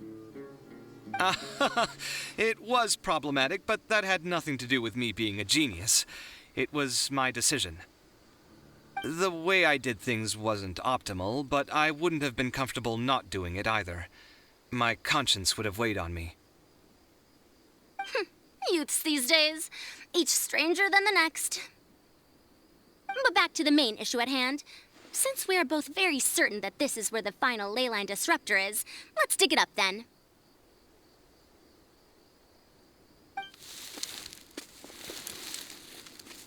Well, this is indeed it. Of that there is no doubt. But how shall we count the score this time?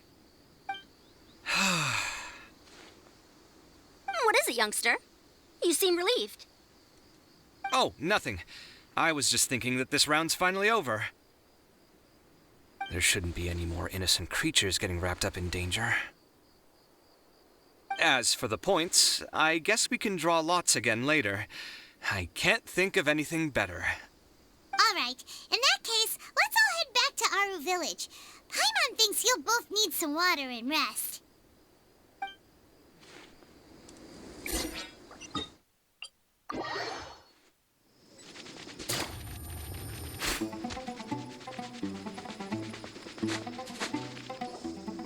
Looks like the second round is over. I wonder who is faster, Kaveh or Madame Farazan? Huh? Where's Madame Farazan? She went to get water. She'll be back shortly. We basically arrived at the same time, so we'd like to draw lots again. You get caught up in some things so easily, like drawing lots. I'm not caught up in anything. Don't make it sound like I take pleasure in having bad luck. Really?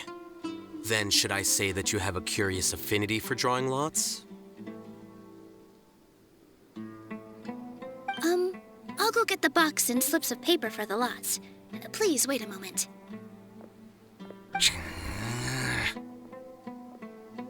Oh, here we go again. Let's see how I fare.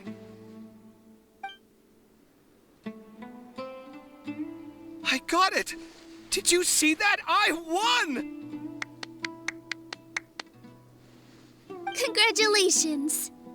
Looks like Kaveh's luck's taking a turn for the better. Oh, finally! After all this time! It looks like you've been rewarded for your tribulations in the desert. This round's points are yours.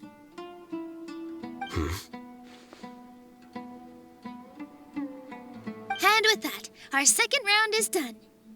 Sino, Layla, and Kaveh are our victorious contestants. As for the current standings, let me see. Sino and Layla both have 4 points, putting them both in first place. The rest in descending order are Tainari, Farazan, Kaveh, and Hakai. The next round will be the final one. Please rest up before then, everyone. I heard that some stalls at the Wisdom Gala are debuting new games, so feel free to drop by if you're interested. Otherwise, see you next round.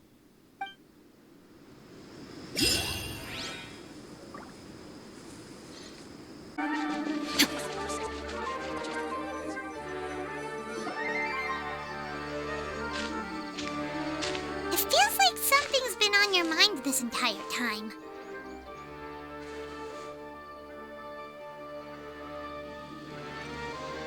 Traveler, Paimon.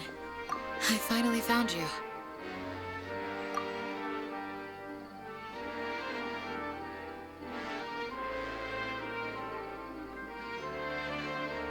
Finally?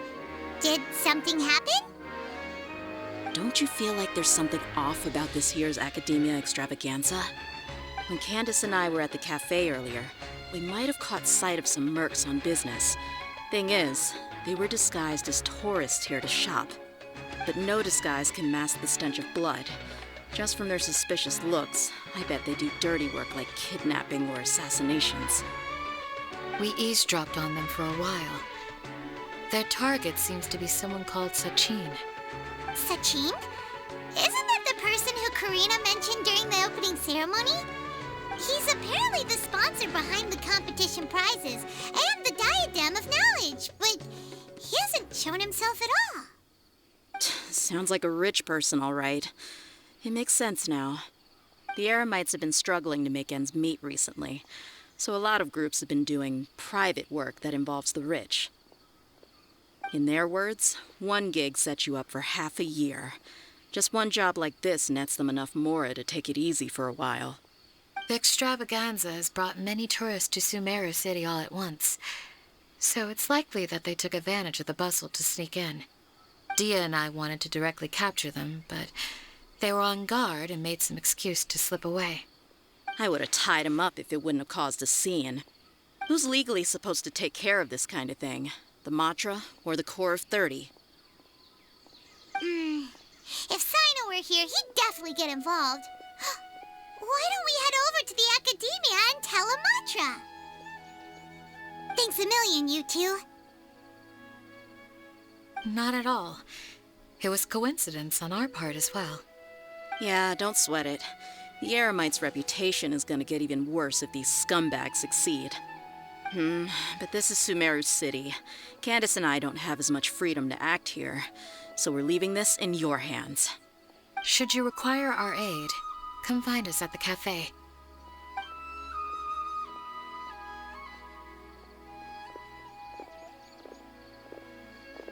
Paimon's noticed that something's bugging you. Is it the Extravaganza? 'Cause Paimon's starting to think that there's more than meets the eye here, too. But thinking like this isn't doing anything. Let's just go find Matra.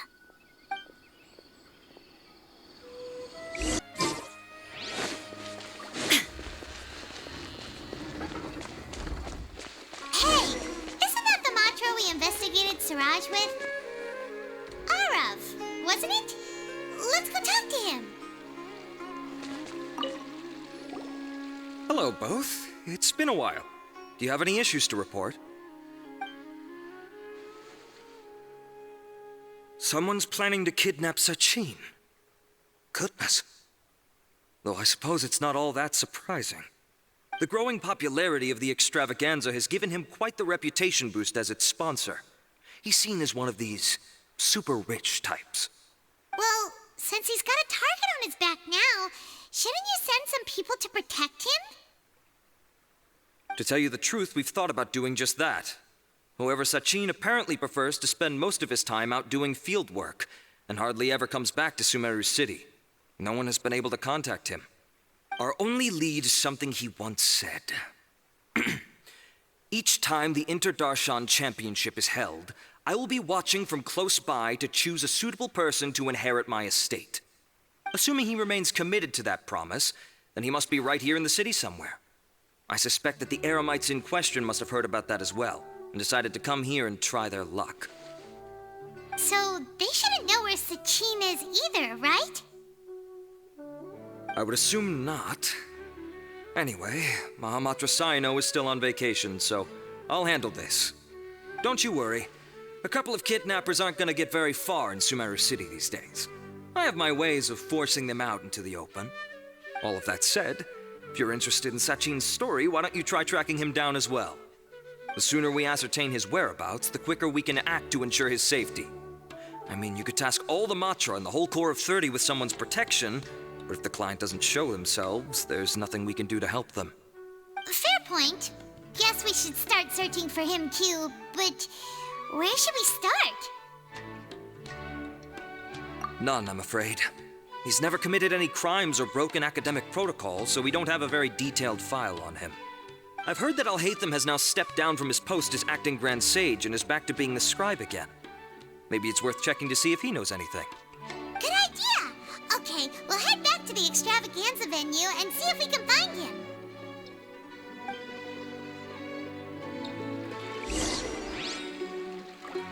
Rest assured that I will bring these criminals to justice.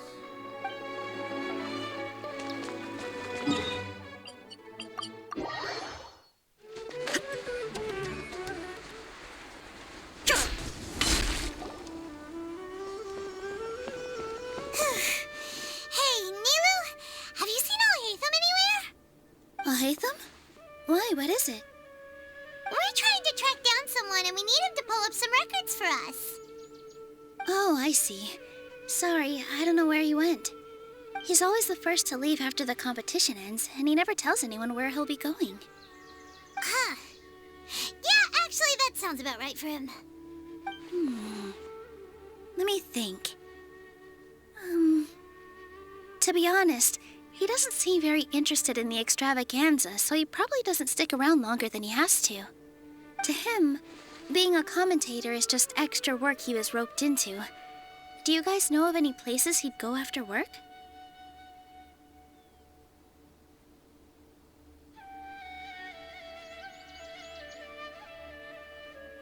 Ooh, maybe. Paimon remembers that his house isn't that far from here, so we might as well check it out.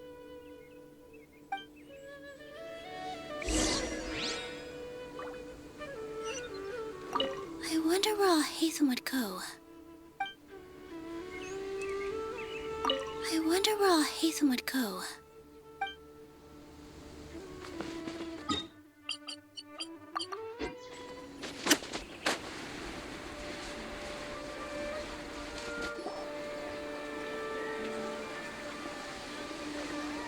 Let's try knocking.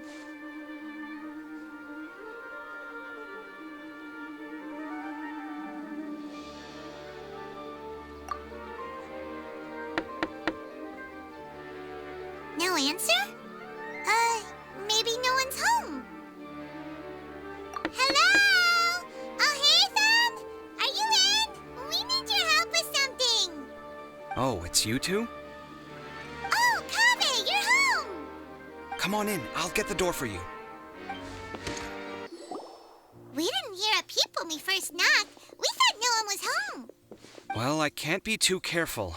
If someone from the Akademiya came here looking for Alhaitham, and I opened the door for them without thinking, before long the whole city would know that I'm living here. You're pretty conscientious about this, huh? So, what happens if someone comes inside looking for him while you're at home? It's fine, as long as I stay in my own room. Anyway, why would someone just barge in here looking for him? Most people have better things to do. Fair enough. So do you know where he is at the moment? What do you think? Who knows what he does in his free time? All that matters to me is that he's out of the house.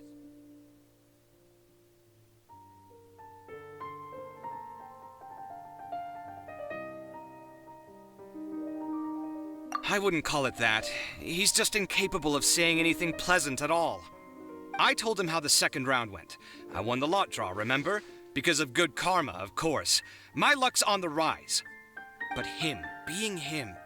Oh, you wouldn't believe what he said after I was done talking! You're always quick to remind me that you're my upperclassman, and yet you do not problem solve in the manner becoming of an upperclassman. This begs the question of why we attach prestige to seniority at all. What does he mean, manner becoming of an upperclassman? What, am I supposed to earn the title of upperclassman now? And he didn't stop there. He said, I'd encourage you to reflect on why you've ended up having to rely on luck every round.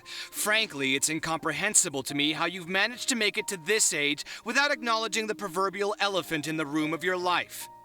Yeah, that does sound like something Alhaitham would say. I've had it with him. Every time I talk to him, it's the same way. He finds a way to infuriate me every single time. Anyway, the disdain is very much mutual between us, so I'll be moving out as soon as possible. I'm actually packing my things right now. He'll have to get used to doing his own cleaning and tidying from now on. See those perfectly hung paintings on the walls? They're coming with me too. If his life wasn't utterly devoid of artistic sensibility already, it certainly will be after today. Wait, you're moving out already? But the competition isn't even over yet. How can you afford it? Well, obviously I can't just yet. I'm just packing early to get ahead of the game. I've got my new place picked out already. The moment I have my hands on the prize money, I'm going to buy it and move my things right in. It'll take me 3 days tops to move out of here for good. I now know what I have to do to achieve this goal. No matter what happens in the third round, I will win. I will emerge triumphant. You'll see. Well, we'll be rooting for you. But are you sure you'll be all right? In what way? Layla said that she thinks you'll get caught up in internal conflict. Meaning what exactly? Oh, don't tell me you think I have serious personality flaws too. Oh, we didn't say that. But think about it. You say you want to win, but you also turned Faruzan down when she offered to give you her points. Plus, you took it upon yourself to help those desert foxes. Wait, what's so unusual about all that? I gave you my reasons. I would have felt guilty otherwise. Where's the conflict in that?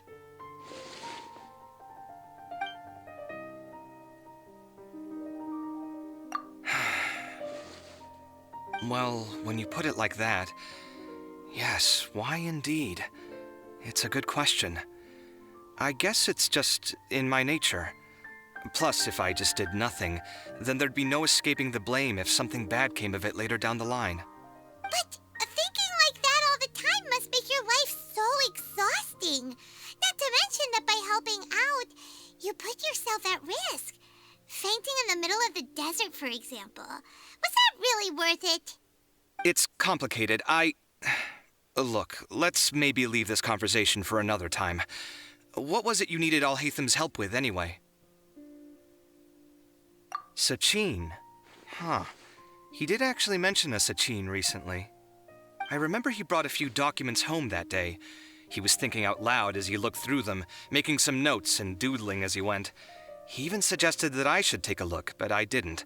Give me a moment. Let me go find them.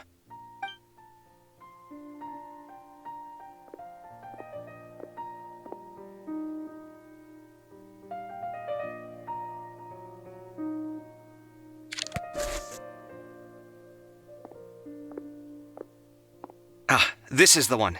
Here, take it. You sure he'd be okay with this? With taking liberties? He's certainly okay with helping himself to my beer whenever he pleases. And anyway, he did ask me if I wanted to read his notes. I didn't see the point at the time, so he just left them on the side. He doesn't leave documents lying around unless he's okay with other people reading them. It's fine, I promise. Cool, if you say so. Okay, let's see what he's got on Sachin.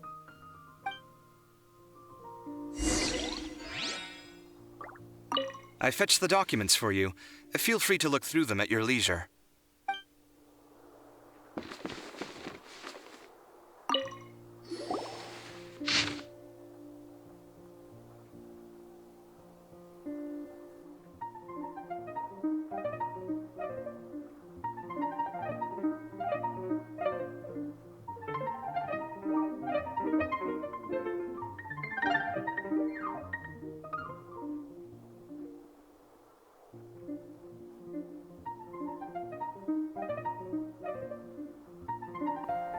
That was a lot of information.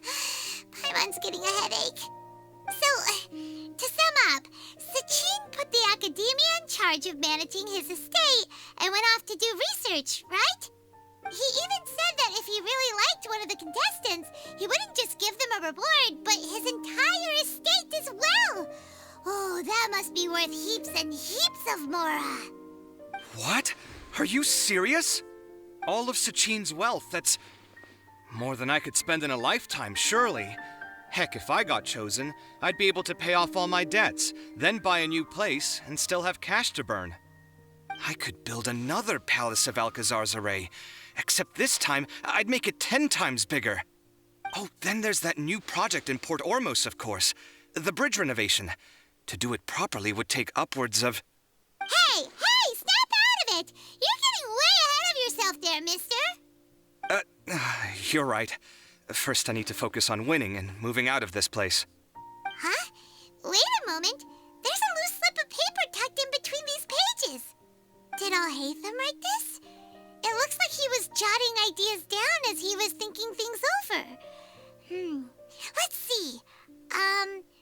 2 friends phrases have been circled. Sachin, dead or alive, unknown. And diadem of knowledge. Some of this stuff is just plain incomprehensible. Is this written in some other language? Let me see. Huh. I recognize this script. Give me a second. Lofty ideals may provide no defense at all against nihilism, but perhaps little decisions can. That's a rough translation anyway. I can't guarantee it's 100% accurate. There's another smaller line of text underneath. Why would he bring that up? Wow! It's so cool that you can actually read this script! We worked together on a project once when we were students.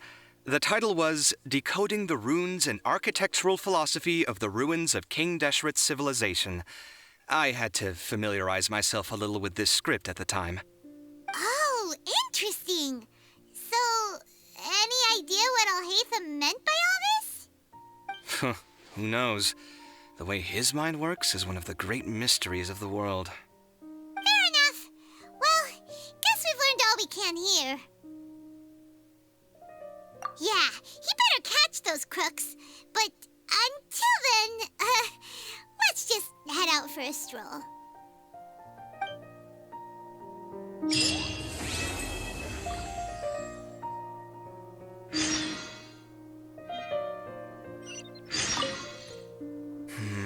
Little decisions. What could have been going through his mind when he wrote that?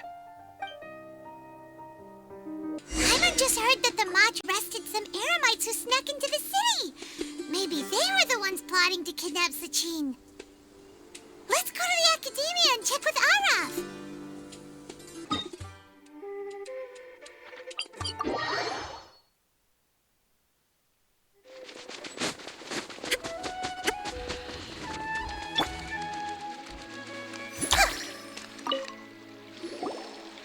You're here. Sorry, I was just about to send someone to inform you. I only just finished interrogating the suspects. What did you find out? Well, lots of unexpected details, let's put it that way. The mercs themselves were surprisingly easy to catch. We just had someone dress up as Sachin and they took the bait. But then it starts to get messy. During the interrogation, we learned that they were hired by Sachin's own child. What? Why would someone want to kidnap their own father? What's up with that? It's anybody's guess at this point. In any event, apparently the guys we caught are just the tip of the iceberg. Most of them are still snooping around outside the city. We're diverting manpower as we speak to try and round them all up. Would you like to come along? Sure! Let's go get to the bottom of all this!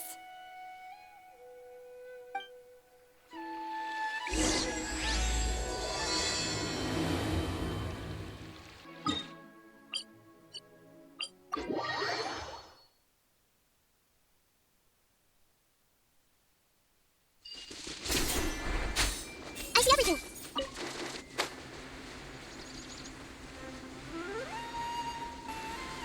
Arav, are you sure this is the right place?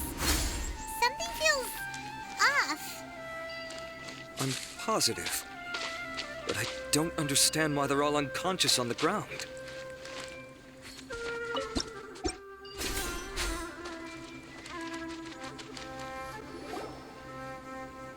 Boss, we got more company.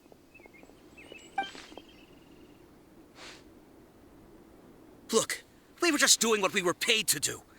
You're punishing the wrong people here. You want the real culprit? It's this guy. He hired us to kidnap Sachin.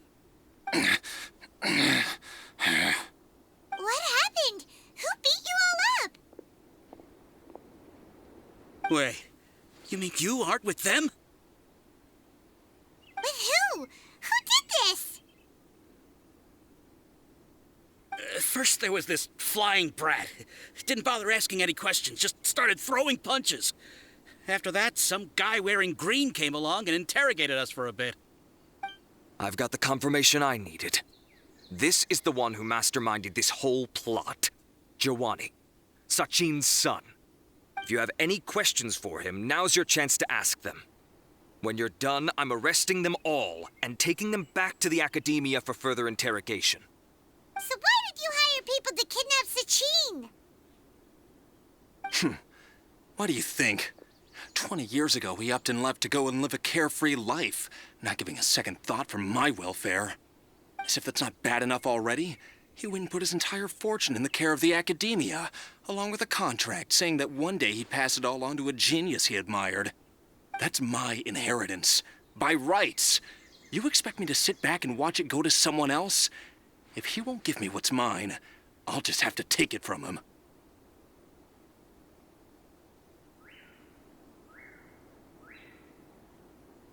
Of course!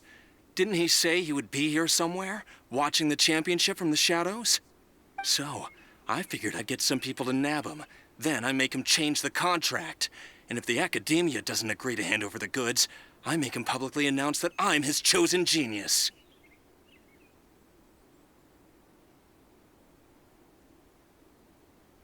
No, the old fart knows how to stay hidden. I'll give him that. He's probably cooped up somewhere watching all this go on and laughing to himself. I already thought he'd gone mad 20 years ago. And who knows what a madman's truly capable of. Diadem of Knowledge? You mean that thing he donated to the Akademiya? Well, I can tell you that it's very expensive. He sold a lot of assets to purchase it back in the day. Weird things started happening after he brought it home, too. For example, sometimes we'd hear a high-pitched voice coming from the storage room. Also, before donating it to the Akademiya, he once shut himself in that same storeroom and researched it non-stop for days. Something was already seriously wrong with him by that point. Nothing he did shocked me. What do you mean, something wrong with him? I only have a vague memory of it, since I was very young at the time. But I have the impression that he went out into the desert for research and didn't return for many years. When he finally did return, he was a changed person. He would mumble incomprehensibly and write essays day and night. I asked if I could see what he'd written, but he chased me out of the room. Later, he went out somewhere and took his written essays with him. When he got back, he signed his contract with the Akademiya. Part of me wonders whether he'd already stopped being my father by that point. Perhaps the man we called Sachin was a demon from the desert who was wearing his skin. Okay, you can stop now. You're creeping Paimon out. You can believe me or not. Doesn't matter to me. I told you all I know. But if you do see Sachin, tell him this for me. Whatever it is that he's researching out there, he'll always be garbage in my eyes. You finished? In that case, come with us. Well, we finally caught the guy behind all this. Thanks for providing us with the critical information. Do you still have any lingering concerns? Yeah! Al-Haytham's notes do mention that item. Scribe Al-Haytham looked into this matter. Understood. Well, if you believe there to be an issue with the diadem, I'd suggest contacting the organizers and getting them to pause the competitions while we investigate. That makes sense. Okay then, let's get back to the venue. We need to tell Karina what's going on.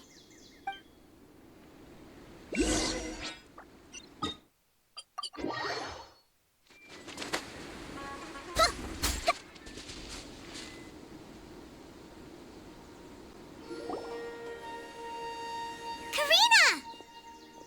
You're finally back. Where have you been? I looked everywhere for you. The third round's already started.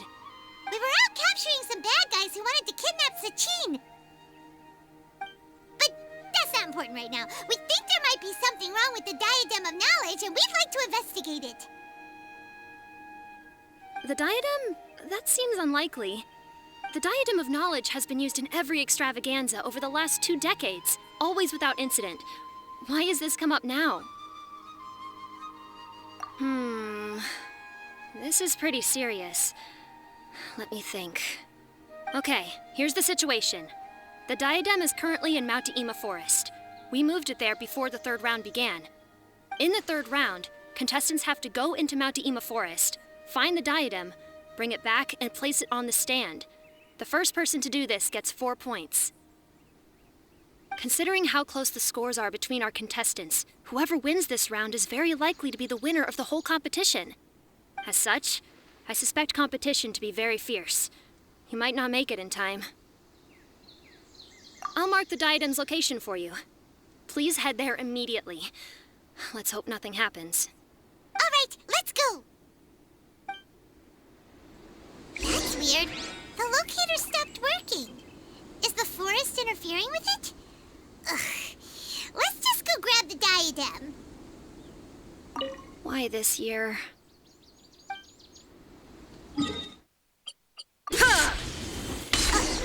Uh-oh. This place looks empty. Did someone already take it? Well, we might as well head back and see if anyone's turned it in.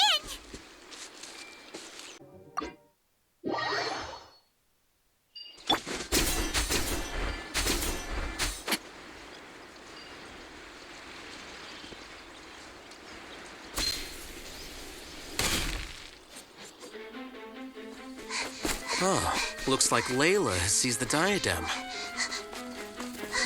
But getting to the goal won't be easy.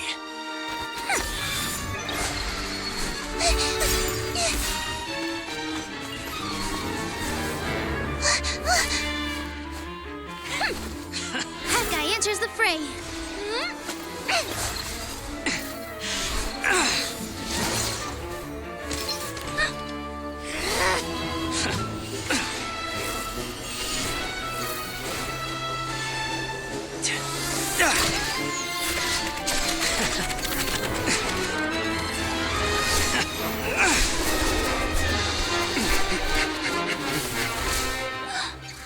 Horizon's device has gone haywire. The competition is heating up. Oh. And here's Kaveh bringing up the rear.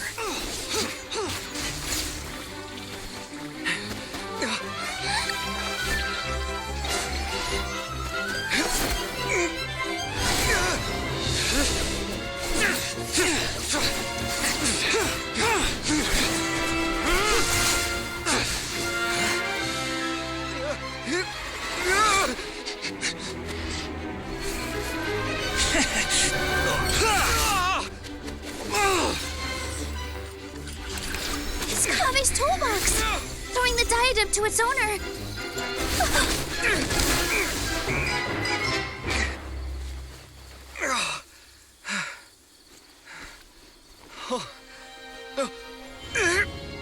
Yes, that's right. Put the diadem in place, and you shall gain all you desire. Who are you? I need you to get out of my head! I am confident that you will not disappoint me. What just happened to me?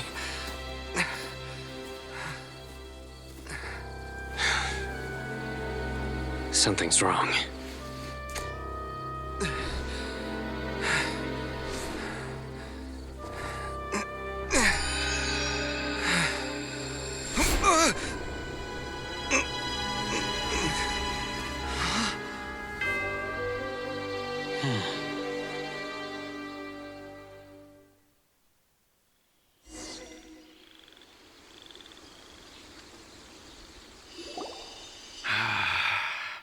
At long last, someone to inherit my estate, and with it, my research. Come, Kaveh. Come to me, my child. How do you know my name? Who are you? I am Sachin. Well, to be precise, I am but a fragment of Sachin's mind. Fate is a curious thing. Seeing you reminds me of another I once met. But you are made of sterner stuff than he, more cognizant of the trials and tribulations of this world. It is you who are worthy to inherit all that I once owned. We meet for the first time, children. But what I mean to say now is of utmost importance. So please, pay attention and bear witness. You have all performed outstandingly in this Interdarshan Championship. The Akademiya has many rare talents among its ranks, and you are the creme of the creme. But if I were to choose a successor, I would choose you, Kaveh. Not only because you were victorious, but also due to our similarities in character.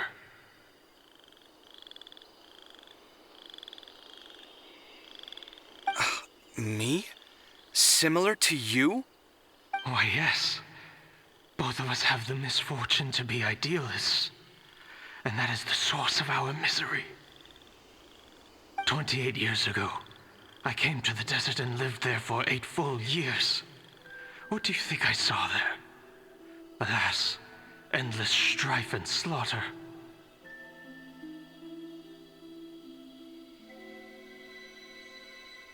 Conflict over water sources, robbing of merchant caravans, exploitation of the people relentlessly, day after day. Beyond the wall of Samiel lay a completely different world from the one I knew.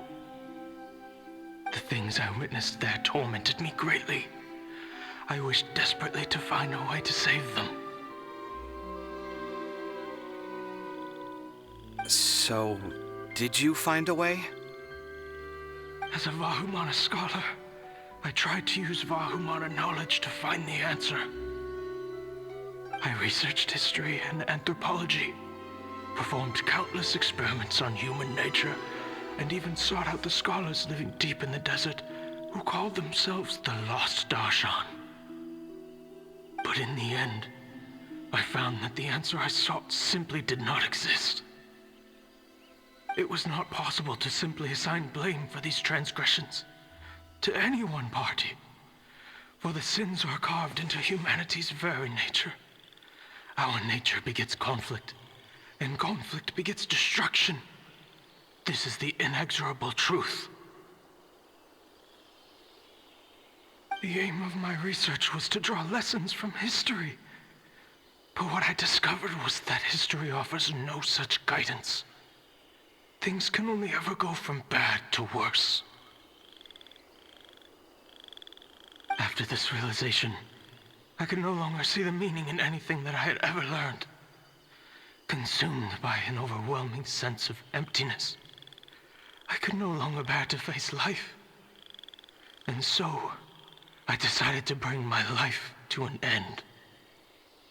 But before I went through with it, a strange twist of fate led me to come into the possession of this diadem, which has the ability to preserve part of one's consciousness.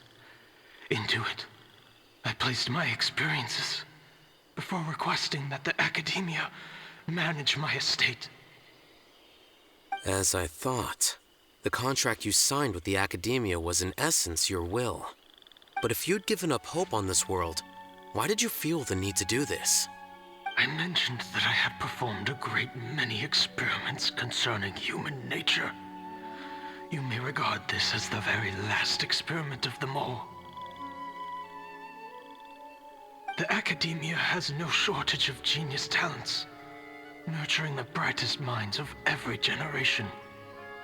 And so, with a handsome reward to draw out the worthiest of individuals, my hope was that one day, I would find one who could untangle the mystery of human nature once and for all, and help to move the world onto a better path.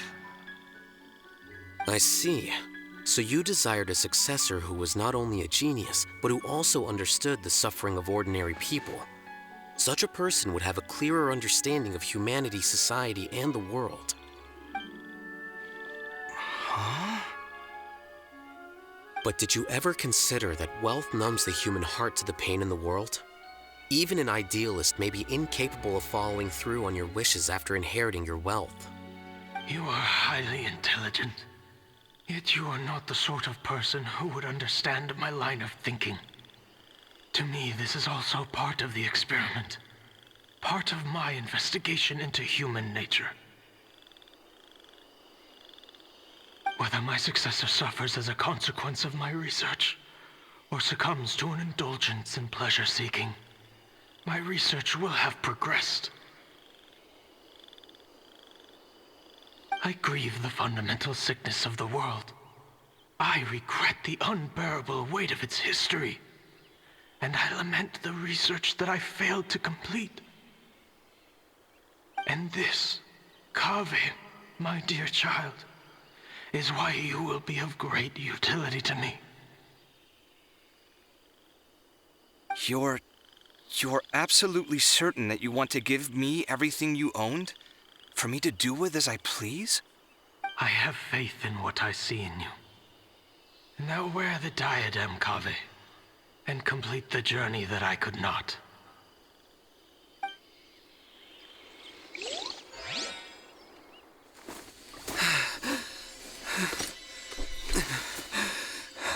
Will the verdict I reached cause you suffering? Or will this newfound wealth numb your heart? I look forward to your answer. All of my research materials are being stored at our... Huh? I've heard enough! My life's enough of a mess already. The last thing I need is more suffering. Keep your Mora. I don't need it. Didn't you say that you saw a lot of people in pain? Well, if that's the case, then your wealth can go to them.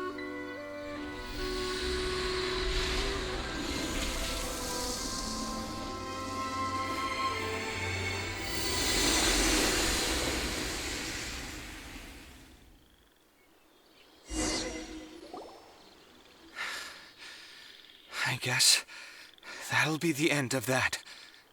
Kaveh. Are you all right? Any physical discomfort? I'm fine.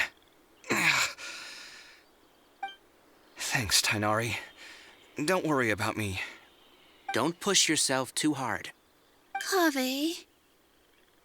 Kaveh may have broken the diadem, but he successfully completed the task prior to that. According to the rules, this makes him the victor of round 3. Points-wise, this also makes him the winner of the Interdarshan Championship. As the champion and Sachin's personally designated successor, Kaveh has obtained the rights to inherit the entirety of his estate. For the avoidance of doubt, can you confirm that it is your intention to donate all of Sachin's wealth? Like I said, he thought that the world is a bad place. Well then, let's use what he left behind to change it for the better. Rejecting the world will achieve nothing. He and I, we're not the same. All right. As the scribe, I will make a record of this incident on file. The sages will contact you in person for details on how exactly Sachin's estate is to be used. That sounds fine. I don't know if his research findings were right, nor would I know how to finish his research for him.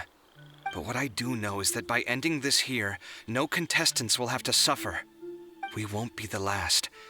There will be more championships to come, and countless future scholars will follow in our footsteps.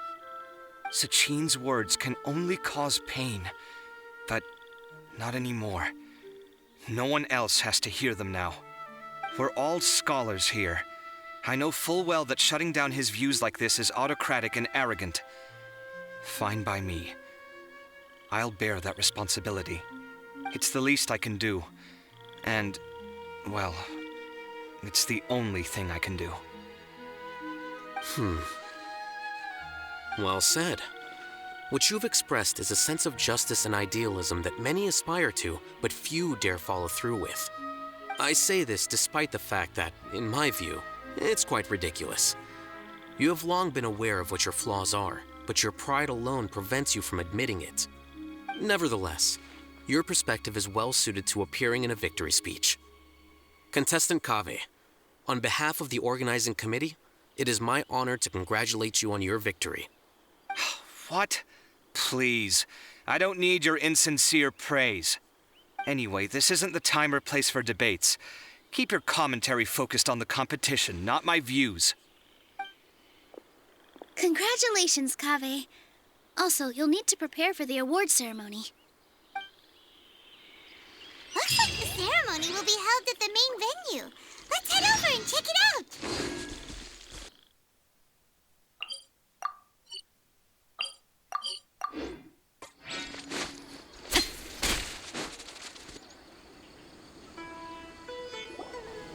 Thank you all for your excellent performance. And that brings this year's Interdarshan Championship to a close.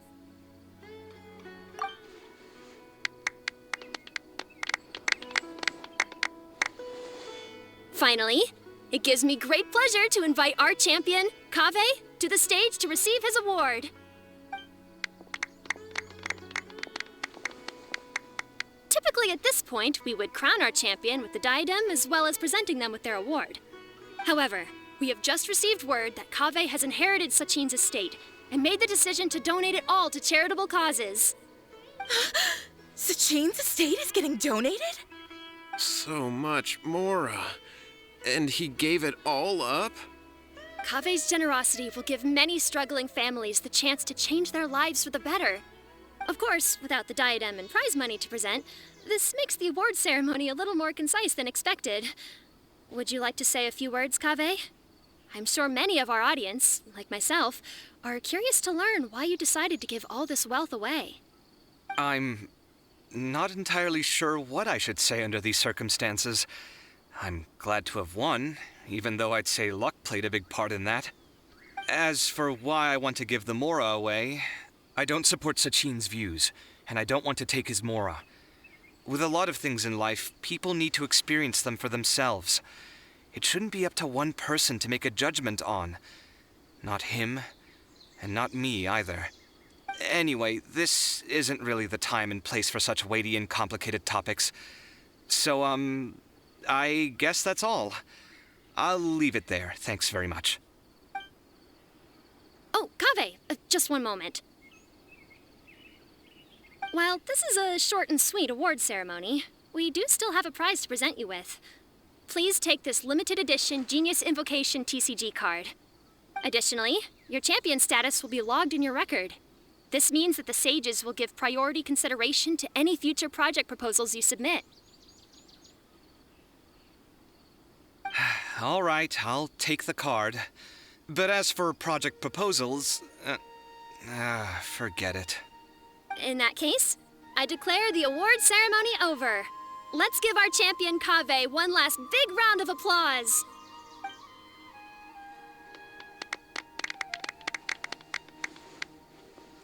I still don't really get it. The sum of Mora would have been enough for me to live in luxury for my entire life. That just means you're not strange enough to understand the way that geniuses think. Come on, we've still got the whole Wisdom Gala to explore.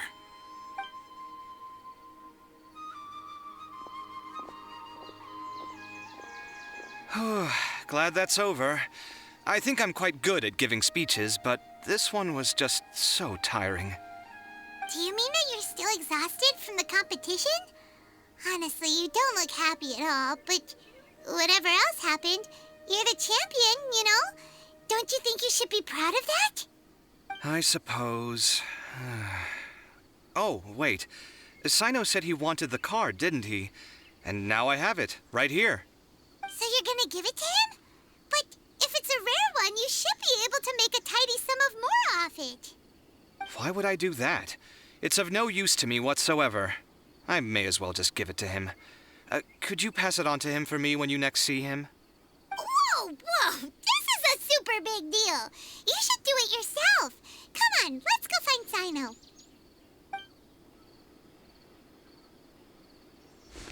Huh? But I was gonna rest for a while longer.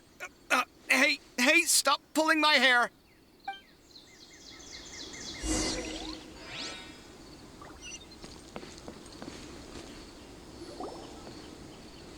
What you looking at, Sino? I'm still thinking about the Sachin issue. What brings you here? Well, they gave me this limited edition Genius Invocation card, and I figured you'd have more use for it than I. But it's a limited edition.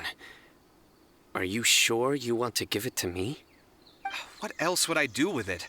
I have no use for it.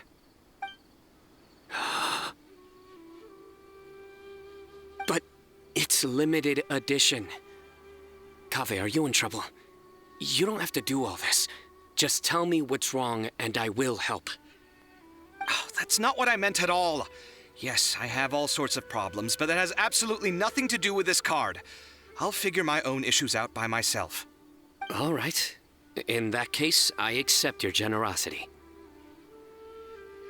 But now that I realize that you have no concept of its value, I cannot simply take it from you. How about this? I shall buy it from you at a fair price. Namely, the price that the previous limited edition card sold for. Oh, come on. It's just one card. How much could it really be worth? 1 million more at the very least. How much? 1 million more? If you feel that's too low, I can go a little higher. 1 million mora for a card? But you already have a whole bunch of these, shiny ones, don't you? I saw your deck last time we played. Not every card is this valuable, and some cards are exquisitely designed, but not rare. Huh. Well, I guess they must pay you plenty to be General Mahamatra if you're splashing out on things like this. But really, it's fine. I'd feel bad taking mora from a friend. Don't feel bad. I save a lot. I can spare the mora for this card. You don't spend all your savings on your hobbies, do you? You should watch that, you know. You definitely don't want to end up borrowing money in a moment of impulsivity. Living with debt is miserable. Sounds like you're speaking from personal experience. I guess you've been through a lot? I don't want to talk about it. In that case, maybe you're the one who should be listening to your advice. In any case, I, Sino, will take this precious card, and it shall join the deck of destiny. Kaveh, come with me in a few moments to collect the mora. Thanks to you, I have achieved my goal for participating in this tournament.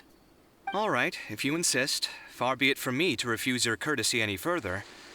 Well, at least I'll be able to keep on top of my bills this month. Maybe I'll even have some left over.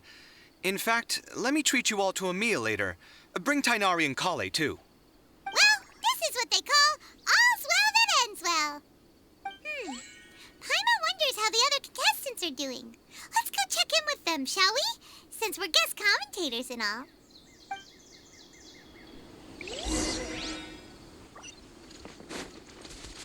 Volume 9.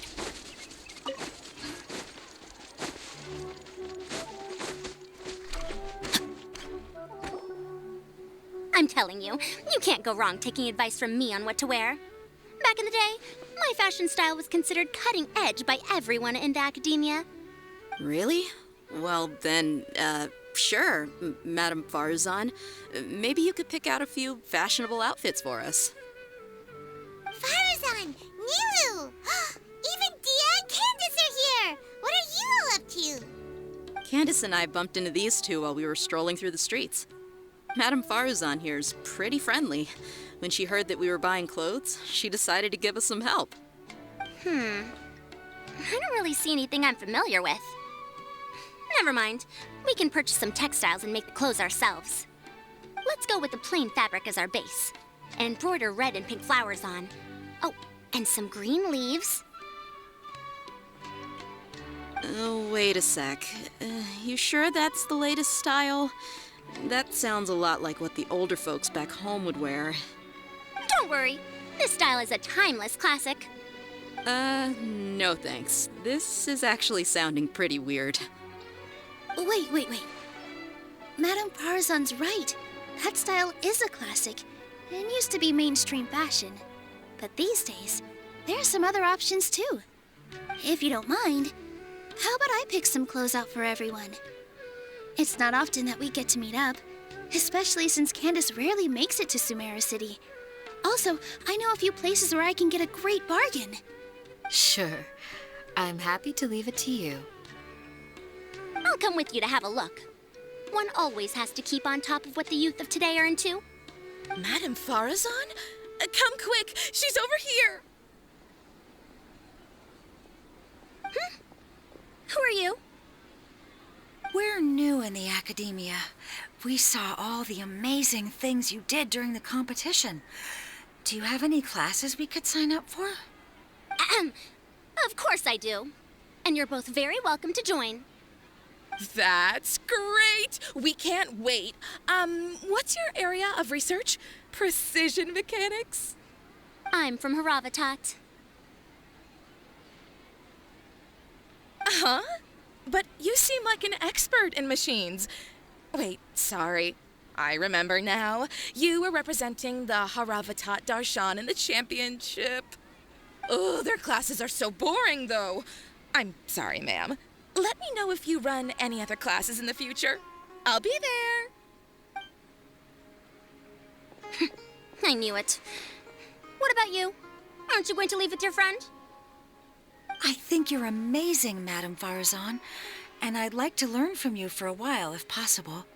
I can take the class you're teaching as an option, even though cross-Darshan lessons might be a little tough to arrange. But I look forward to learning from you. I see. You're a good egg, child. Don't worry. Study under me, and I promise you, you will get the best teaching available. Thank you so much, ma'am. Well, I won't disturb you any further. See you in class. I don't quite understand what happened there, but congratulations, I think. Traveler, Paimon, would you two like to come and pick out some clothes? Sorry, we can't. We've got a meal with Kaveh later, and we have to check in with all the other contestants before then. Oh, by the way, have any of you seen Hat Guy or Layla? I don't know where Hat Guy went. We just saw Layla not too long ago, though. But she was hanging out with some other Ratahoa students, so we didn't get a chance to speak with her. Are you gonna go and see what she's up to? Ratahoa students? They must be the ones who voted for her to enter the competition, right? Oh, she didn't end up winning, so Paimon wonders how they feel about that. Let's go take a peek.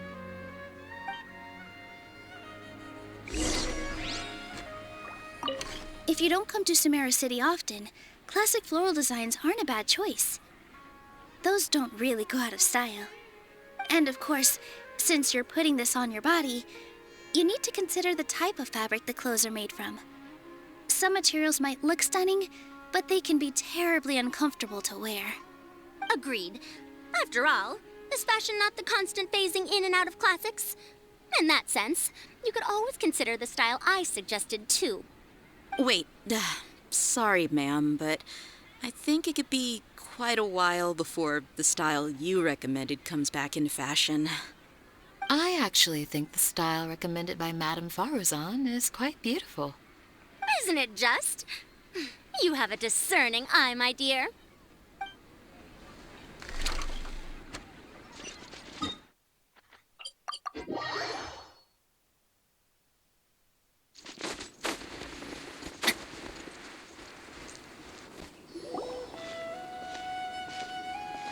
I'm sorry, everyone. I could have done better in the third round. Oh, stop it! If you're going to beat yourself up after doing as well as you did, how bad does that make us look, huh? Heck, it's not like any of us had the guts to enter the championship. I didn't see the whole thing, but you were the only contestant who scored points in both the first 2 rounds, right? And I heard that you actually found the diadem first in round 3. You came so close to winning the competition. Aw, I just got lucky, I think. That can't be true. You had some really stiff competition out there. The renowned Tainari from Amorta, even Sino the General Mahamatra was there. You're amazing, all of you. Getting points off them is a huge achievement. The way I see it, people aren't exaggerating one bit with the nicknames they give you. You are a genuine genius. Aw, thanks a lot. But I really don't think I qualify as a genius. In the second round, for instance, I dozed off and somehow found myself beside the device when I came to. Ah, come on, don't be so hard on yourself. We've decided we're taking you out to celebrate, and that's final. Let's go. Cheer up, Layla. The rest of today's all about you. Looks like things are going well for Layla. This is great. We haven't seen Hat Guy since the end of the competition. Oh well, it's almost mealtime. We'd better go meet up with Kaveh and Sino now.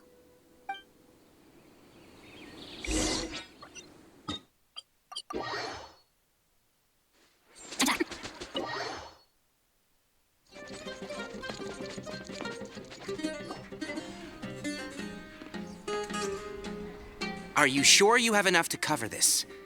Don't blow it all at once. Don't worry. I budgeted very carefully, and this is well within my means. Anyway, I've lost count of how many times you've treated me.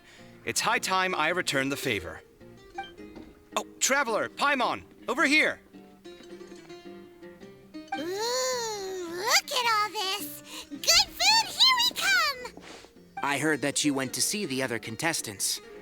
How's everyone doing? Farzan found herself a student, and Layla's classmates are bowled over by how well she did. We couldn't find Hat Guy, though. Who knows where he's gone? Alhaitham's gone missing in action, too. Huh. The one time I'm actually in a good enough mood to treat him to a nice meal, he disappears without a trace. That guy. Where the heck could he have gone? I still have questions about that note he left. Well, whatever. He can do what he wants. Now, let's eat.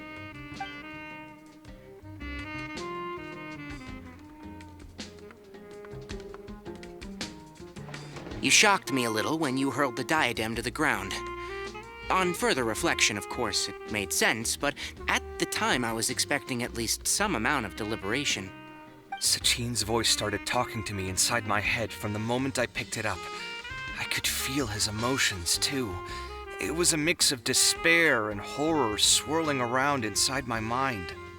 He bombarded me with his ideas relentlessly, like he was trying to brainwash me. It gave me a splitting headache that only got worse as he went on. Like I was saying at the time, his views are not necessarily completely without value. But if all his research does is lead to misfortune, then we're probably better off without it. If his forbidden research were to spread in a harmful form and cause people to suffer, the Madra would step in and ban it. I think you did the right thing. I suppose another way to approach it would have been to claim that you agreed to inherit his research, but give up the research as soon as you've inherited the wealth. But that wouldn't have been your style. I won't comment on his theories or experiments, but I don't believe that he was careless in his choice of candidate. He chose you. That means he knew what he was doing. Perhaps. I just think that if you accept someone else's things, you should honor their wishes. That's a good thing. It means that you have integrity. Thank you, oh my god, thank you. See, you get me, Kale. It's a good thing Alhaitham isn't here right now. He'd be quick to explain why you're wrong. Seems like you always include him in the conversation, even when he isn't here. Yep. No dinner with Kave is complete without a few words about Alhaitham. I sense that Alhaitham has in fact been here with us all along. He's here? Where? Why didn't you tell me? He lives rent-free in each of our hearts.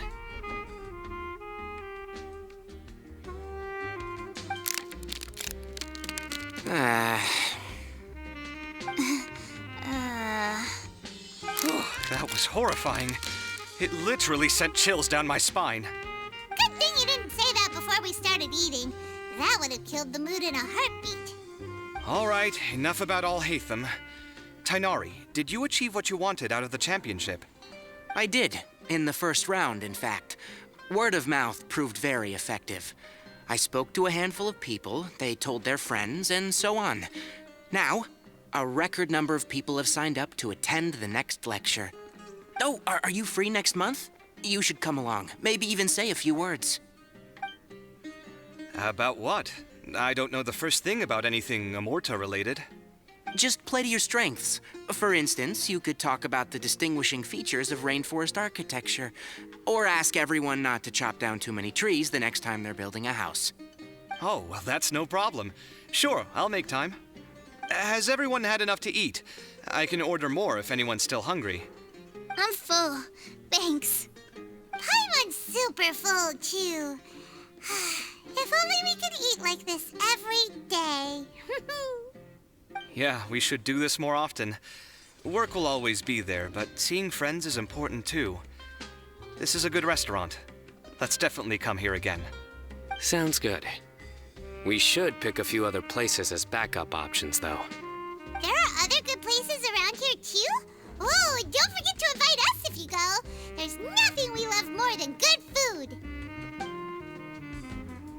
Kaveh? Do you have plans after this? I was thinking of maybe going to the Akademiya for some alone time. Nothing set in stone, though. Why do you ask?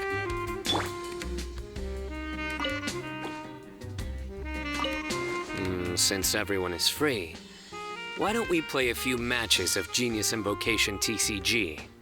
Eager to show off your new limited edition card, are you? Not to show off. This is my way of thanking you for your help.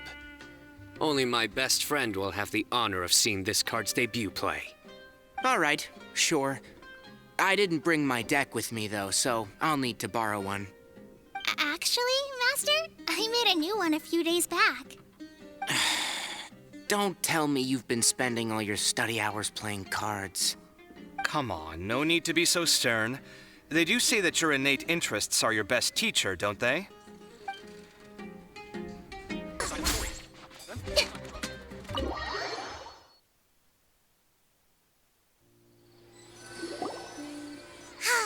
Well, it looks like this Inter-Darshan Championship's a wrap. All that stuff with Sachin and the diadem got sorted too. Have you still got anything else on your mind? Oh, right. Yeah, Sachin said that he placed his research materials at somewhere beginning with but Kaveh smashed the diadem of knowledge before he could finish. It might be dangerous if someone finds his old research stash, right? Where do you think it could be? Holy smokes, you're right! He said he spent all that time researching in the desert, didn't he? So it's very possible that that's where he'd leave all his notes. All right then, let's head off to Aru Village and try our luck!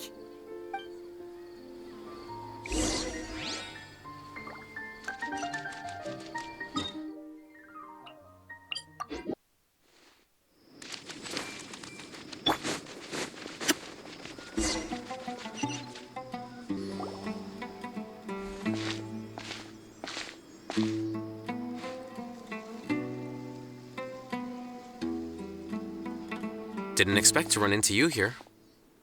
Oh, hey, Thumb. What are you doing here? And what are you reading? Are those? Sachin's notes? Yes. I came across his profile while I was organizing some documents and became interested in his research. If it wasn't for that, I never would have agreed to being a commentator. I had a hunch after seeing the fragment of his mind, and sure enough, I came here and found his research. Wait! So, you've read it already? Are you alright? How do you feel? I think you may have misunderstood something. The reason Sachin chose that architect to inherit his research was that only he could really empathize with both the calamity and the humanity that these notes seek to convey. Only one who resonates with these sentiments would suffer and begin to think of history as bleak, the present as perplexing, and the future as pessimistic. Empathy is a double-edged sword. Clearly, I am not the same sort of person as Sachin was. Empaths have many friends, and their wide social circle comes with certain societal advantages. But this also makes it hard for them to achieve their goals. Why's that? All important things in life involve other people. As such, it's extremely difficult to live a life that causes no harm whatsoever to others. If you really want to achieve your goals, you have to be prepared to make enemies along the way. Not everyone can deal with that reality. And that reality is like the material here. Objective, heavy, negative. But, at the end of the day, for all these experiment results and conclusions, it's just one person's perspective, Sachin's. So, what are your thoughts now that you've read it? As a scholar, Sachin was without a doubt a genius. He laid the blame for the darkness in the world squarely on humanity, experimented extensively with reliable results, and drew logical conclusions. In that sense, one might say his views were correct. So, people are bad? And things can only ever get worse? All of that's true? That is not a question for me to answer. Someone else will arrive shortly. You can ask them instead. All I will say is that the world is not built on correctness alone. Sometimes, being correct means nothing at all.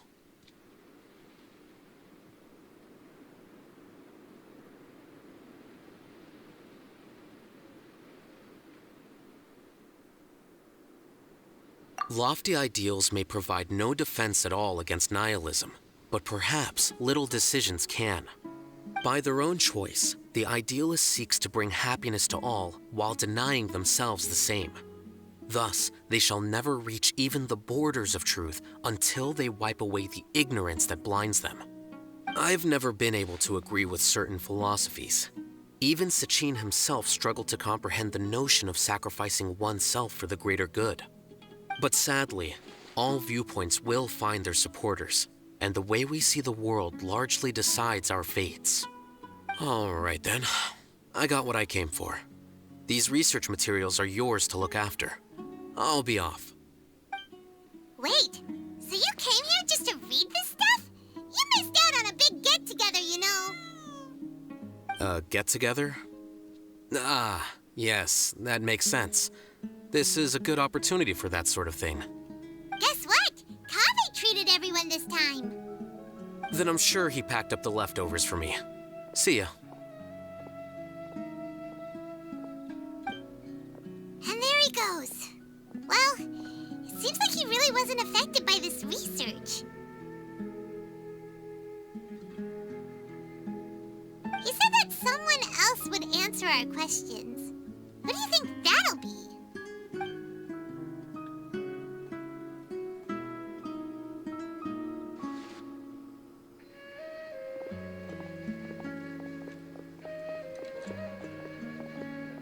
Traveler, Paimon, you're already here.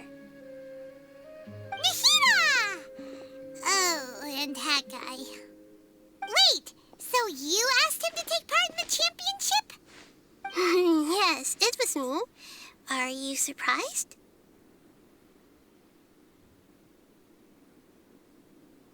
Did you know that there was something wrong with the diadem from the start? And if so, why didn't you switch it out for another one? Because Sachin's research is not mistaken. He spent his entire life researching this topic, and these materials are a result of that. These are the crystallization of his wisdom. Yes, I was worried that the material might cause some disruption, but I didn't want to wipe away all his hard work searching for the truth. So instead, I had Hat Guy here help me keep an eye on things. Seriously? I think you can stop calling me that now. Why? Don't you like it? Well, anyway, if Sachin's chosen successor hadn't been able to handle his research, or if it had brought pain to more people, he would have intervened at a suitable moment. And after all that, the person Sachin chose turned his nose up at his life's work. Pretty hilarious. I was also hoping that this could be an opportunity for you to learn how to interact with people normally. But it looks like that didn't work out. That wasn't necessary. I'm still paying you back for your help. And the last thing I need is more reasons to be indebted to you. Nahida, what did you mean by Sachin's research is not mistaken? Does that mean that you approve of his research? Put it this way instead. Truth to me is like a shroom boar. Some people only see the mushroom on the shroom boar's back, and they conclude that the shroom boar is a mushroom. Others see only the shroom boar's body, and they declare that the shroom boar is a boar. Still others look deeper inside, and determine that the shroom boar is meat. These conclusions are all correct in their own way, but none of them objectively describe the shroom boar. Paimon kinda gets it, but also not really. The world is the same way. No one, not even I included, can understand it in its entirety. All of us are somewhere on the path toward truth. Within the confines of our limited knowledge, some may blindly believe in the beauty of this world, and others may focus only on its evils. In truth, the most important thing isn't what state the world is in now, but what people hope it will become. But of course, I don't mean that as a criticism or a call to action. Ultimately, my duty as the God of Wisdom is to guide every form of wisdom to a place where it can find its purpose. That was a long speech. So what are you actually going to do with these research materials? Because Kaveh, as the successor of this research, does not wish to see these ideas disseminated, I will seal it up. But even though Sachin's research could be considered negative wisdom, it is still a building block of the truth. If someone wishes to follow in his footsteps in the future, I will not stop them. I also look forward to the day that a member of the Vahumana Darshan can not only comprehend his theories, but also find a way out from the despair as well. Vahumana doesn't have that kind of talent. Wait, you're not intending to keep me in Vahumana long term, are you? I don't remember signing up to become a scholar. Don't you think I'm useful enough to you as a prisoner? Oh boy, here we go again. You think so? Well, to that, I would say that in Sumeru, even prisoners have a right to an education. I hope that your studies in Vahumana will help you deal with your own fate and learn how best to settle old debts from your past. I will review your final thesis myself. I'm expecting great things from you, Mr. Hat Guy.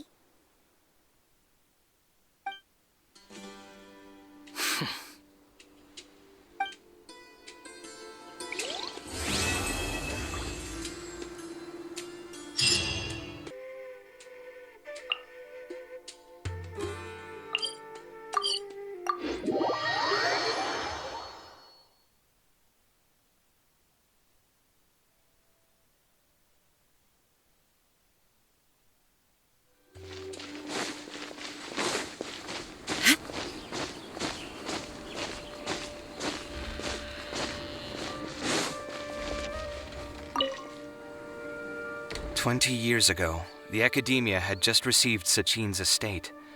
To celebrate the huge investment, the Akademiya Extravaganza that year was grander than usual. I was very young then, and I remember seeing posters for the Interdarshan Championship all over the city. I couldn't help but mention it to my father. I even told him that I really liked the look of the diadem. It was so unique. So he said, "Why don't I win it, so I can let you play with it for a few days?" That made me very happy, and I nodded enthusiastically. But to my surprise, he didn't win. And when he got back home, he seemed extremely depressed. Later, he left home, saying that he wanted to do some investigating in the desert. The quicksand got him not long after that.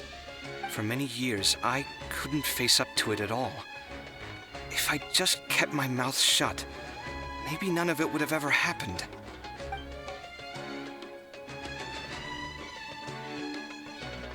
Wait, so the person we came across in our investigation, who went into the desert 20 years ago, it was...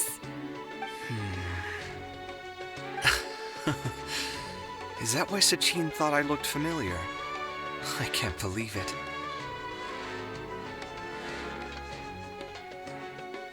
My father was always too kind for his own good. Sachin's research would have saddened him greatly.